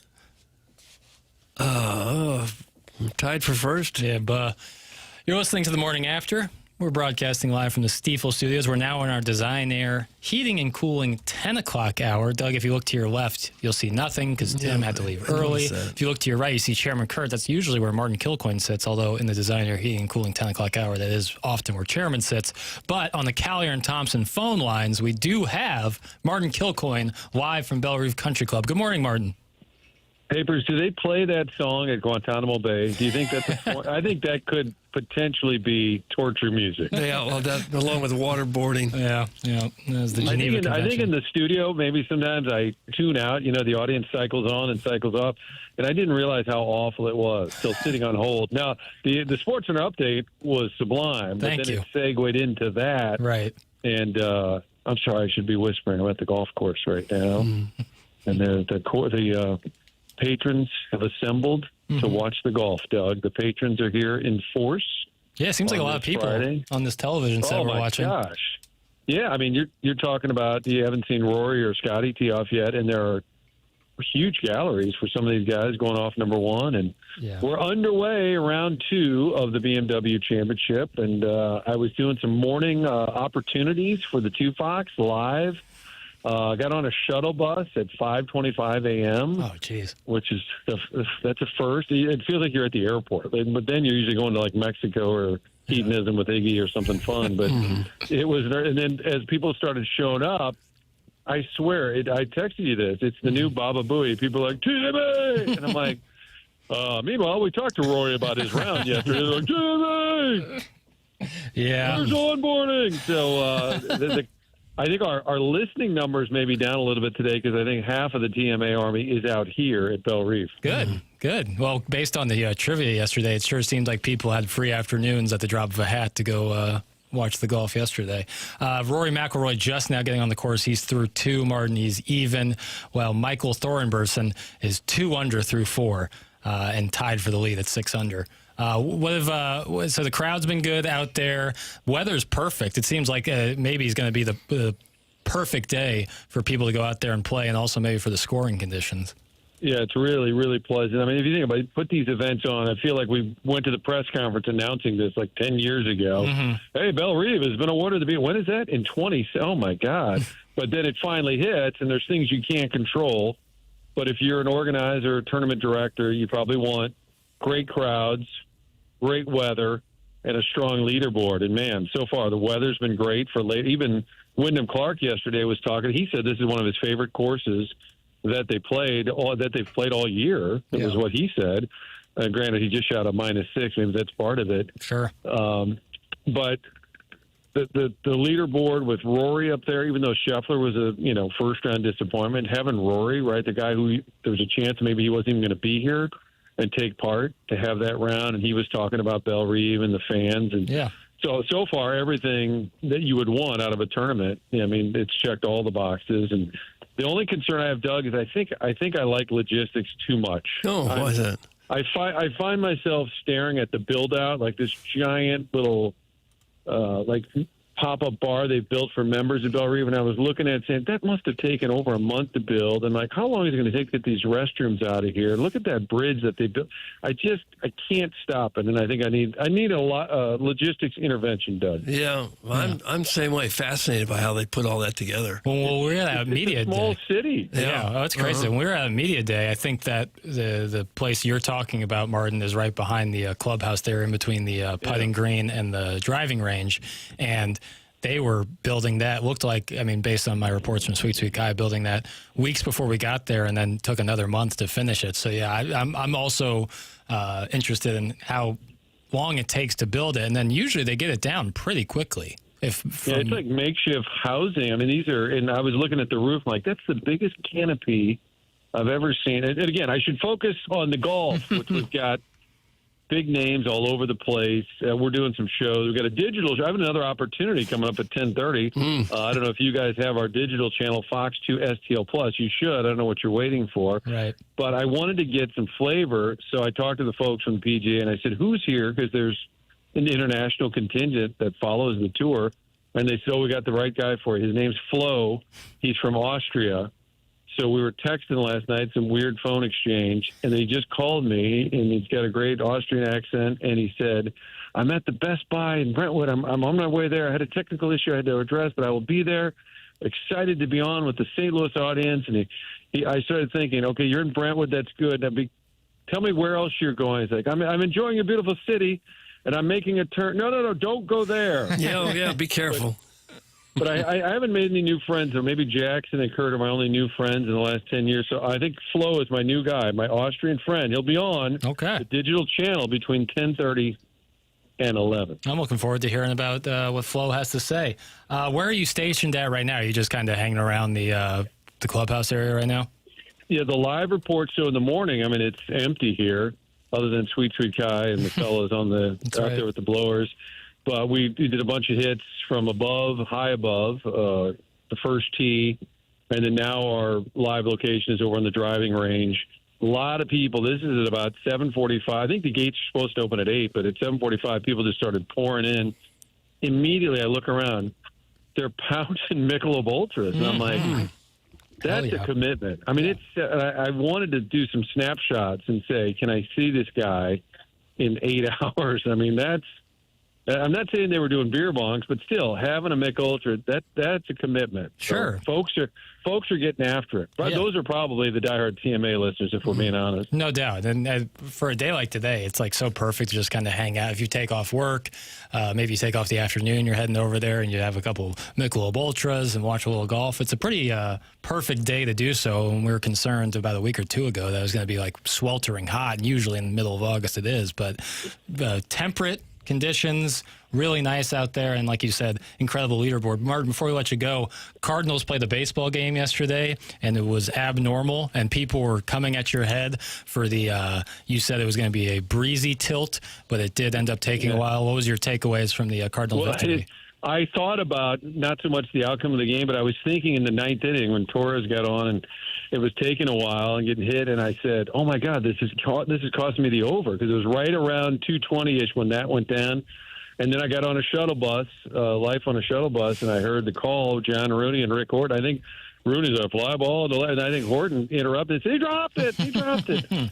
Pretty crazy. Yeah. But, yeah, I'm sure I was way off, and glad to be wrong about that. It was a brisk game. Yeah, up until they combined for 10 runs in the ninth inning. But how many games have we complained and said, oh, they blew that game. Oh, they could have won that Monday game. They gave Strzelecki or whatever, gave up that late homer. And, that Arizona game, they should have won that. And then all of a sudden you just get one handed back to you. Yeah, in a major way. So maybe it does kind of even out. Because I think had they lost that, it's not that the season's over. They're still technically alive, and even now, it's still maybe going to be a little bit of not a monumental task, but to overcome some of these teams, especially when they're starting to wind down their pitching, worried about innings. They're going to be running out of. They're going to be alive in the wild card race and have nobody left to pitch. But had they lost that, you lose a series to the Reds. I think it would have been a pretty demoralizing spot to be in. So now they still got life, and it was handed to them by a guy who had an airless streak. Did you see his airless streak? 132. 131. There was 131 straight games. I think the left fielder messed with him. I think Friedel kind of got too close, don't you think? And it looked to me like he was afraid he was going to run into the left fielder. Yeah, he just seemed I thought really uncomfortable. his reaction, he was so animated. He looked ticked. Yeah, at his teammate in that moment. But boy, that was brutal. I guess if you're the Reds, the good thing is you could say, well, it doesn't really matter. Yeah, we play the audio, Martin, of two guys who podcast while live streaming every single Reds game. Oh my God, there's a thing for that? Pafo is actually looking to acquire them. Yeah, and they were shocked. But if you do that, if you podcast through that, it's all worth it for when the team drops the ball in the ninth for what should be an automatic victory right there. Oh, all right. I'm going to put that on I'm writing it down, Doug. Things to do today. And also, I'm going to go during Scotty's backswing. I'm going to yell Pafo. There you go. Do they get any free parking out there at Belle Reeves? I have a parking pass, Doug, as a working media member. You should call over to the 4 Fox, tell them that you got a live shot later today, and you're going to need one of their accredited passes. I need one of those. Can I have yours? Sure. Well, I'm working, Doug. I'm here. I don't care about that. Doug, would you do one more live shot to get the free parking? I might. Just for free parking. I might. They said yesterday, because they were having folks park at Family Arena, which I know that sounds brutal, but I guess it's a straight shot. I mean, it's 141 all the way down to Ladue Road. It's a pretty straight shot, but they said yesterday the parking lot at Family Arena was getting full, and that's when they kind of put out the word, every media spread the word, as many people as can. They said carpool to Family Arena because the parking lot was filling up, and they said if you can, take the Uber, the Lyft. I noticed over at Whitfield, they've got a huge seated area with a canopy. There's plenty of, like, if you had to wait for your ride, they've thought of everything. The logistics here are just top notch with bathrooms and refreshments, but that's a concern apparently because, that was only Thursday, and they're going to have bigger crowds Saturday and Sunday. So I guess if you are driving to Family Arena, Doug, try and carpool. Have you had any luck in... I don't even want to carpool with. Have you had any luck grabbing any autographs for Ken? No, the immediate response, I put a picture this morning and said, hey, we're out here live at Belle Reeve. The amount of people who said immediately, hey, ask Scotty if he can give you a bag, for charity. Hey, see if Rory's got some clubs, if you can. I haven't had any luck yet getting any free gear, but maybe instead of yelling Pafo in the backswing, I'll just yell, hey, this is for charity. That'll be my new thing. Yeah, you got it rolling. Well, Martin, we're going to let you go because you got to talk it over with Flo here coming up. But thank you for hopping on with us and enjoy your time out there. For email today, which I didn't hear, I'll go with either Jugs or Mark Smoltz. Okay, well, that's actually a close race between the two, so that doesn't really help us. But I appreciate you calling in with us, Martin, and we'll see you Monday.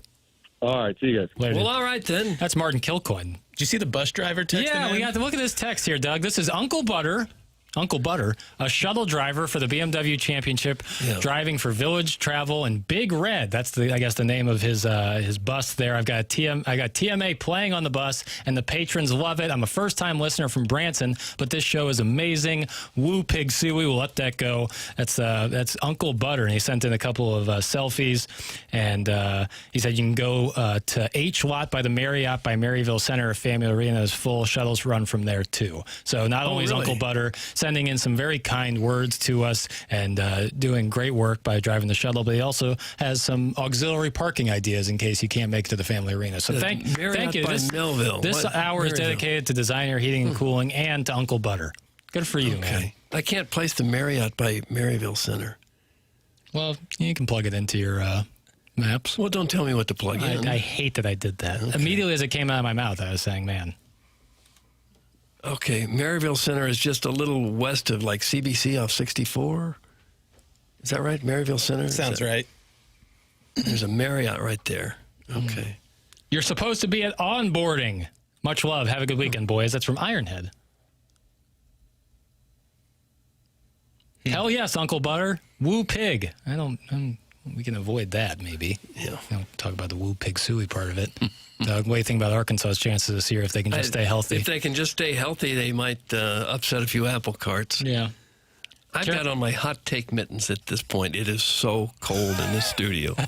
Arkansas, Texas, and Kentucky. Yeah. They're all tied with 7, and I know the preseason polls, say what you will, but 7 of their games are against preseason top 25 teams, tops in the country. See, that's why, if I'm putting just a purely speculative guess on who I think will win it all, I'm saying Texas, just based on I think Arch is getting the second half of the season look good. I think he'll take a step forward, and I love what they did offensively. Their defense is stacked. But when you look at the schedule they have, like 3 losses, they also have Ohio State to play on top of a brutal 9-game SEC schedule. So it's like I like Texas, but if they're going to do it, they're going to have to earn literally every inch. Mizzou's tied for third with 5 of those such games. Right.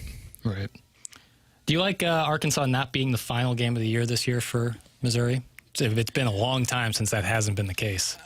I'll be honest, I don't really care. Sure. I don't either. It's not like that's a real rivalry. I never try to force that rivalry on us. I mean, I went to Arkansas for Mizzou-Arkansas games. I saw the home ones. It never felt like I don't hate Arkansas. Yeah. Yeah, the Arkansas rivalry has never felt like a real hateful rivalry. I mean, share a border with them, but you share a border with Kentucky and Tennessee, too.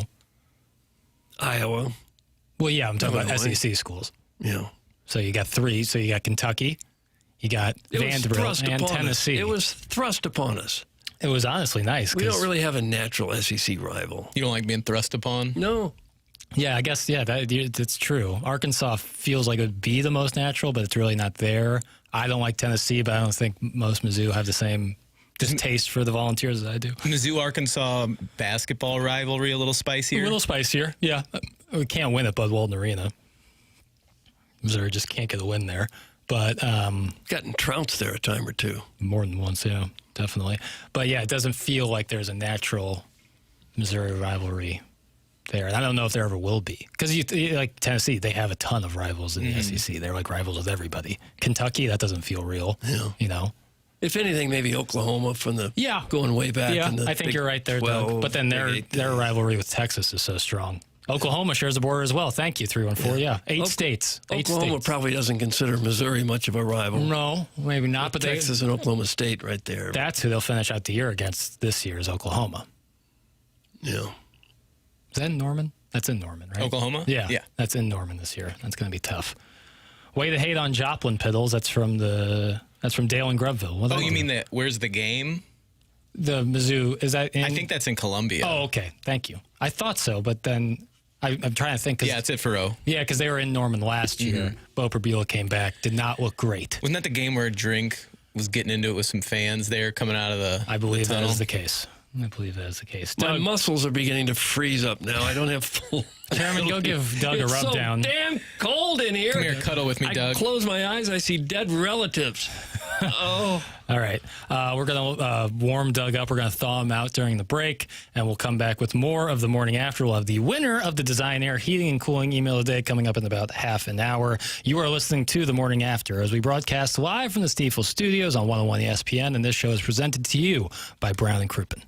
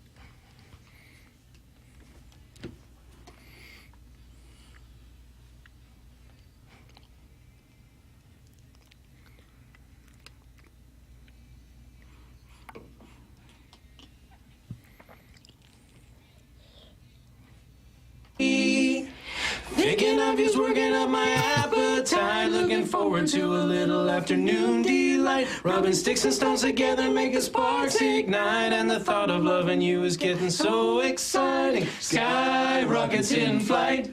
Woo! Afternoon delight. You guys have it, I think. Afternoon delight. I don't know, Ron. That sounds kind of crazy. Sounds like you have mental problems, man. Yeah, you got mental problems, man. Yeah, it really does. Man. Afternoon delight. Welcome back. Morning After. That's from Anchorman? Really good. Yeah. Yeah, that's from Anchorman. You're listening to The Morning After. A little acapella to bring us back here. 101 ESPN. We're live from the Stiefel Studios, and our Design Air Heating and Cooling 10 o'clock hour BMW Championship well underway now. Rory McIlroy, Doug, is through 3. He's got about a 20-foot birdie putt. Did he just miss the 20-foot birdie putt? I can't tell.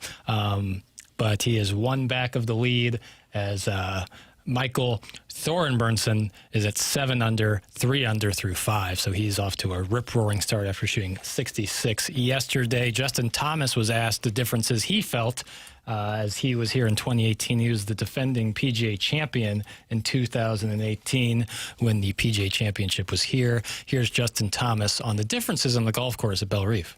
How did that course compare to what you remember in 2018? Similar. The greens are a little faster than they were, I'd say, in 2018, but it's very similar, and they're extremely soft. Fairways are soft. It's target practice for the most part. You have a lot of more mid irons and long irons than most weeks we play, but it's all right in front of you. You just gotta, go execute the shots. There's Justin Thomas on the stage. Yeah, based on Justin Thomas' comments there on the softness of both the fairways and the greens, and Thorenbernsen's hot start. Rory certainly had plenty of opportunities to go lows. Andrew Schauffele, as a matter of fact, is now putting for birdie. It seems like we might get some low numbers again today, Doug. That's where Tim and I were talking about, like Scottie Scheffler going under those numbers. If he's feeling okay, if he's not ill, if he's feeling okay, it seems like the under of 66.5 is a good play. Yeah, I can't imagine that you could ask for any better conditions. And because the course is kind of soft because of all the rain we've had, they're going to be hitting a lot of approach shots right at the flag without worrying about it rolling clear off the green. Yeah. So I would think they would score very low. Right. I would agree. Hey, Movie Boy, ask Doug how much of Anchorman rings true and if newsmen enjoy the film. That's from Dave Hay. Oh, newsmen love the film. Yeah. Everybody loved that movie. Yeah, the Anchorman. When people ask me, like, my favorite Will Ferrell, which happens almost never, but when asked, I always say Anchorman. Anchorman's my favorite. I never saw the second. Not great. Give or take. The story is off. The story sucks, as most comedy sequel stories are usually pretty bad, but it's very funny. And they have, like, a uncut version where it's like 500 new jokes. Like, they completely change it. Because Judd Apatow, I think it's Judd Apatow who made Anchorman. It's either him or Adam McKay. They started to shoot comedies digitally, which allowed them to try out, like, essentially improvise scenes, like totally try out new things. So you didn't have rolls of film that you had to, like, those are a finite amount, but as long as you charge the camera, you can shoot as much video as you want. I saw an ad for a movie. I don't know if it's coming out this weekend, but I think it's soon on, I guess it's a biopic on Anthony Bourdain. Yes, it's called Tony with Dominic Sassa. He was, if you've seen The Holdovers, he debuted in that movie. Stavros Halkias also in the movie. The comedian? The comedian Stavros Halkias, yeah. Very funny guy. So Bourdain is the guy that I don't want to trade lives with many people, but if I had to, he's one that's at the top of my list. Yeah, he is. I used to love watching Parts Unknown and No Reservations. No Reservations, especially, was my favorite. But yes, this is like a young Anthony Bourdain working in kitchens and whatnot. Yeah. So I'm very excited to see that. I've heard great things on it. Will Ferrell stinks. That's from the 618. Disagree. He doesn't stink. He doesn't stink. My favorite part of that Anchorman movie, I think that's a movie where they punted the dog into the river. That was Anchorman 2. No, I think that was the first one. Was it? It was the first one. It was clearly What was that dog's name? Stuffed dog. Baxter, that's it. God, I don't know why that hit me so far. Glass box of emotion. Yeah. Semi-pro is hard to beat, Jackson. It's from Floyd Velvet. I love semi-pro, but I know it's not a lot of people's favorites, but I love semi-pro. Jackson, thoughts on the most violent year? Have you seen it? It's from Doug's work husband. He sent it in a lot, which is fine. I've not seen that. That's an Oscar Isaac movie from a few years ago, unless they remade it recently and I didn't see it, but it's Oscar Isaac and Jessica Chastain. Never seen it. Apologies. Hey, Jack B. Dominic Sessa and EMOTD were great in the holdovers. We watch it every Christmas. That's from Big Tuft. So do I. Couldn't agree more. The Mean Man punted Baxter. That's from the 314. Nick Mullen is better. It's from the TMA Reddit Insider. If you know, you know, and that is the truth. It was really a pretty good punt. He got a lot into it. Jack Black was in that scene, right? Jack Black. He did the punting, I think. Oh, that's right. Yeah, he was like a biker or something. Now I'm confused. I think he was. The guy yeah. punted. Okay. Yeah. You're right. Yes. I don't know why. Maybe I need to rewatch Anchorman again. I do love it. Thorne Burnson still remains at the top. 3 under for the round, 7 under for the golfing tournament. Chairman Doug put me onto this audio that Michael Kay had from last night with the Yankees. The Yankees had a 3-run inning, so Michael Kay decided to bust out this line. For the Yankees, 3 runs in an inning. It's an offensive orgy. And this guy really needed it. Ramos goes the other way. Odd. Can Let's hear that one more time? Sure, of course, Chairman. Someone might have been, not cycle on, cycle off. For the Yankees, 3 runs in an inning. It's an offensive orgy. And this guy really needed it. Ramos goes the other way. Do you think he think he had that one prepared, or is that one off the cuff? Who knows? Probably just off the cuff. I love this trio. I would never punt your dog, Doug. That's from Doug's Pocket Constitution. Please don't punt Dora. Even when she's hot breathing in your mouth. Well, there are times when it might be okay to place kicker. A light, maybe an onside kick or something. A lateral right out of the house. Ron threw a burrito at Jack Black. That's right. That's from the 314. He hit the biker with the burrito. He just picked the dog up and punted it. It made a sickening thud. And what was so funny is you could tell it was a stuffed animal. Yeah. Sometimes it's quite obvious that it's a very fake dog. I was talking to you about there's something about Mary. Oh, yeah. There's a very good puppet dog in that movie during some of the Matt Dillon scenes. The Three Stooges used to do that. They'd fall out of a building or something, and the last second of them falling, you could see it was just a dummy, just not even close to a real human figure. And then, of course, they'd cut to the real guys getting up off the ground, dusting himself off. Is Three Stooges, that's a real bedrock of comedy right there. Just basic physical comedy like that. Most of it, yeah. Yeah. It's between... If you consider getting poked in the eyes, physical comedy. But I like when he would put his hand right in between his eyes so he'd block it. Who was the 4th stooge? Shemp. That's when the writers got tired and just added That was another one of Moe's brothers. Moe, Curly, and Shemp were brothers. Got it. And Larry was just another guy. Yeah. Oh, they'd pull his hair out. God, that used to hurt. The sound that it would make. It felt so bad for Larry. Yeah. Well, Cardinals and Phillies tonight. 5:40 p.m. first pitch. We got Baez, 2 or more homers, baby. We're going to be making some money tonight, Jackie. He's going up against the left-handed hitter. Now, of course, Jesus Luzardo has an 11-5 record with a 3.23 ERA and 185 strikeouts to a guy who does strike out a lot in Josh Baez. Yeah. But you got to shoot to score. Not tonight. If this happens tonight, what do you say me and you meet up for a little nightcap celebration? Oh, yeah. Just get after it. I can meet Tam. I'm fine with Tam. Love Tam. Okay. Yeah, I'd be very excited. Where's Tim? That's from Johnny Cakes. For the 5th time, Tim had to leave the show just a little bit early for a prior engagement. And Martin is out there at Belle Reve. We were joined by Martin in the last segment. It was great to talk it over with Martin as he's out there. He's probably talking over with Flo from Austria right now. This poor guy coming in from Austria, and he's over by the Brentwood Promenade. He'll never come back to St. Louis. Boy, that is no joke. I've had to go through that parking lot a couple of times in the last few weeks. Parking and the gridlock. I had to make the rare move of having to go from the Target and then walk over to the Trader Joe's. And when I was getting to the Trader Joe's there in Brentwood, right in the Brentwood Promenade, there was 5 cars around. No one knew where to go. Pedestrians coming left and right. Total lawlessness. It's the purge over there. Total lawlessness. And I don't know how to fix it. There is no fixing it. Who cares? It's one parking lot. Well, the people that own the stores are probably happy that it's so darn crowded Absolutely. there. Absolutely. There's a Chick-fil-A there, too, in there. There's Chick-fil-A in there. Yep. That's, same little stretch. Mm-hmm. Jackson, do you subscribe to the theory that all of Taylor Sheridan's shows are boomer slop? That's from Johnny Cakes. I don't. Boomer slop? He's not a boomer. No. And I really like Landman. There are moments of it where I'm like, this doesn't feel like this belongs in the show. And that's Randy, Sam Elliott. Yeah, very horny Sam Elliott. But and some of the Ali Larder scenes with his daughter sometimes feel out of place, but I do really like Landman. And the first couple seasons of Yellowstone are really good. Mm-hmm.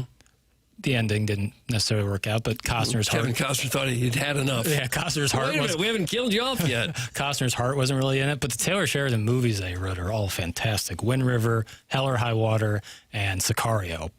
Bangers, a lot of them. So, I'm not on the... I do not subscribe to that theory, Johnny Cakes, but I appreciate you asking.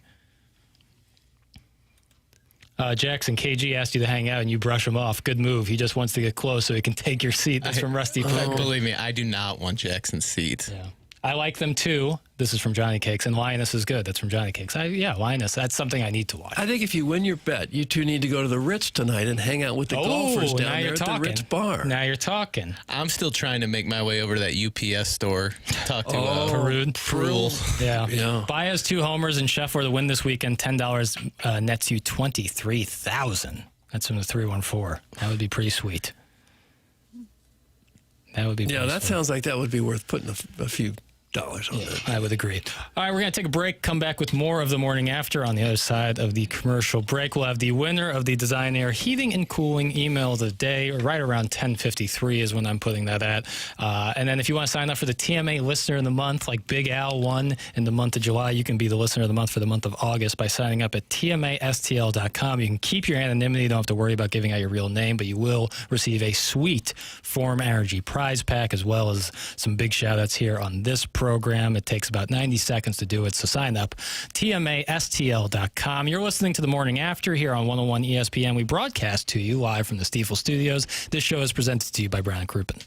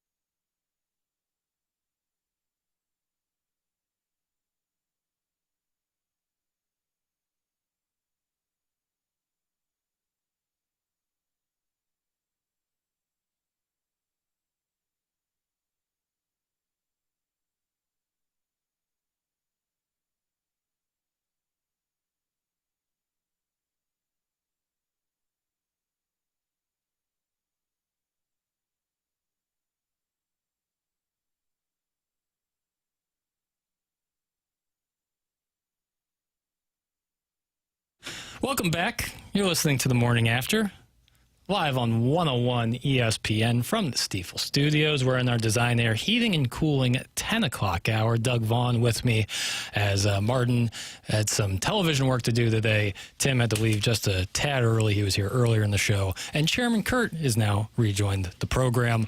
If you missed any of the show today, we had a wonderful conversation with Erin in Lingerie, who wants to play me at Old Hickory. She also has a host at the casino, and she's going out to Belle Reve today. She had a wonderful little call in our Healthcare Revolution 7 o'clock hour. You can podcast all of that on the Schaefer Door Company podcast here on 101 ESPN. We'll have the winner of Design Air Heating and Cooling email today coming up in just a moment. I find myself now in stage 4 of total frostbite, where my teeth are chattering. I've got the chills. My fingers have turned purple. Yeah. Yeah, I can't think straight now. It's all coming to an end. This is how it ends. You're no longer lucid. Right. You've been taken over. Rigor mortis is starting to set in. Not having normal thoughts.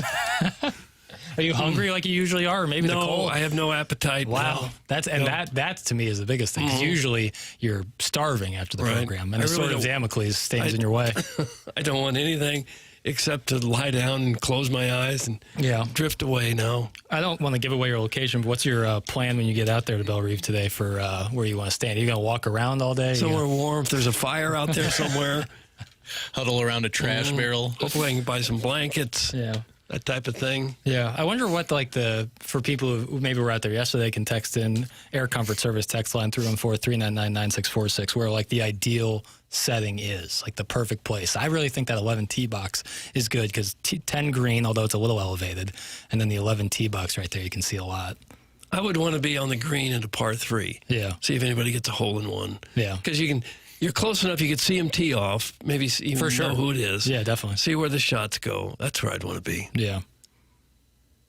Just teeing off, to see it once or twice would be okay. Wow, look how far they hit it. It's a perfect shot, but then they're all going to kind of look the same. And then I would always be wary about standing in a landing area, kind of a fairway. You don't want to get hit. I don't want to get hit. Somebody told me Tommy Fleet hit a fan yesterday. Oh, really? I'm sure it happens multiple times every tournament. Today, if I could get hit, they might come and put a blanket over me, and I would feel better. Forget the knot on your head. At least I can warm up. It's not 41 degrees here. This wasn't nice of Ryan Krause, 618 in the YouTube chat, Michelob Ultra YouTuber. I'm sorry, the Form Energy YouTube chat. How does an octogenarian not carry a jacket everywhere? And you're not an octogenarian. I do have I brought a quarter zip. Yeah. It's 85 degrees outside. I'm dressed like it's 50 degrees outside. Kyle Spicy Wiener wants to know if your milk ducts are frozen. They are, yeah. I'm not lactating one bit today. Was out there yesterday and was at the BMW owners area. Wow, look at this guy. Was pretty awesome. Get to see 10 green, 15 green, 16th tee box was a pretty cool area. I think that BMW tent is elevated a little bit. It feels odd to me to just be able to walk across the fairway, when they lift the rope so you can cross. Yeah. Even though there's no other way, you feel like you're not supposed to be doing that. I wish cyclists had the same caution that you did. Full circle. Right. I just enjoy the visual of you there stopped at a stop sign and a cyclist drives by, doesn't stop and gives you the finger. I agree. I would have legitimately appreciated. I wouldn't have said a damn thing on this program except telling the story. I wouldn't have complained one iota if he did that. The STL Cyclist subreddit is going to be planning a coup against this guy. Is that a thing? I'm sure it is. Oh, God.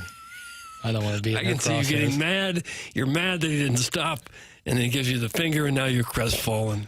What if I get a knock on the door later today, and it's 55 guys in tights and cycles with their bikes up, and they start popping me, just start chest pressing their bikes into my face, beating me with their helmets, the helmets that rise up and makes you look like you have 3 heads. Oh, yeah. Yeah. You don't need that. No. God, I don't need if you that. were to bike, are you a helmet guy? Of course.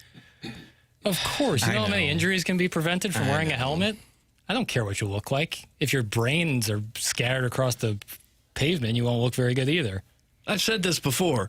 Bicycle helmets are not the right sort of helmet. You ought to be wearing a football helmet. Yeah. You need a face mask. The little thing that sits on top of your head, how much does that protect you? Well, I think that's because usually if you are to fall, you'll go over your handlebars and then land right on top of your head. But there's a lot of different ways to fall. Agreed. If you had a football helmet with a face mask, your head would never get messed up. It sounds like you have a great follow-up to your tornado helmet prototype. The second sort of, maybe the same thing could be used for both. Doug's helmet. There we go. Just slap a different label on For them. tornadoes and bicycles. No. You guys, no. You're leaving money on the table. JG is coming to the rescue here.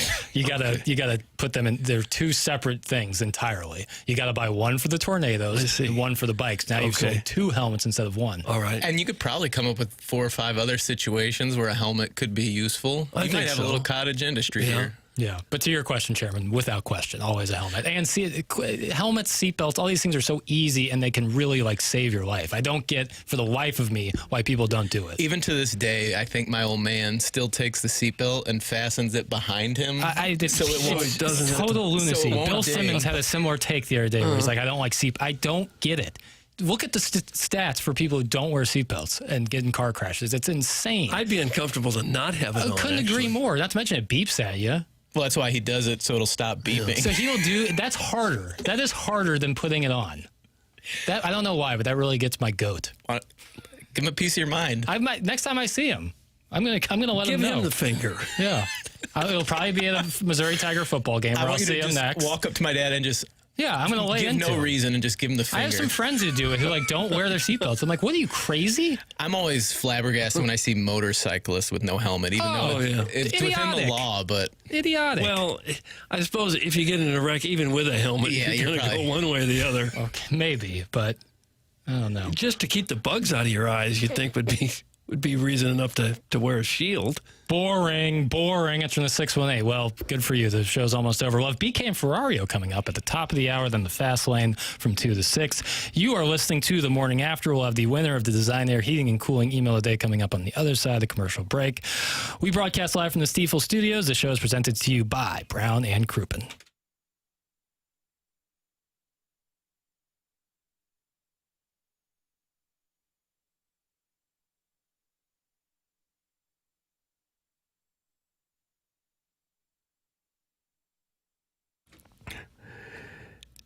TMA is proud to be sponsored by the fine folks at Stiefel. It's true, good things come to those who wait. At Stiefel, great things come from knowing when to act. For 135 years, Stiefel has helped individuals, families, and business owners make thoughtful financial decisions. Founded in St. Louis in 1890, Stiefel combines deep local roots with national capabilities. From customized wealth management to investment banking and traditional banking, Stiefel delivers fully integrated solutions designed for complex financial lives, whether you're growing, preserving, or transitioning wealth. That same long-term mindset is why Stiefel proudly supports TMA, because they know success is all about timing and knowing when the moment is actually the moment. #1 wealth management firm for employee satisfaction, 3 years in a row now, rated by J.D. Power and Associates. Investing, banking, and advising, Stiefel is where success meets success. Stiefel Nicholas and Company Incorporated, member SIPC and NYSE.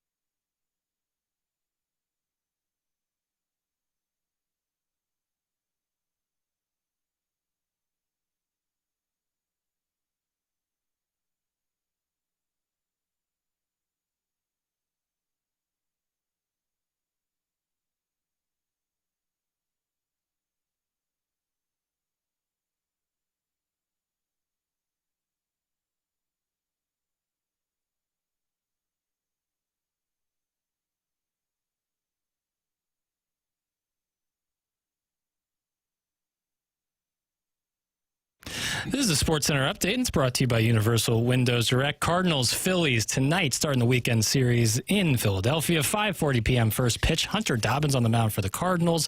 Jesus Luzardo on the mound for the Phillies. That was another Sports Center update brought to you by Universal Windows Direct. You'll be saying, I love my windows.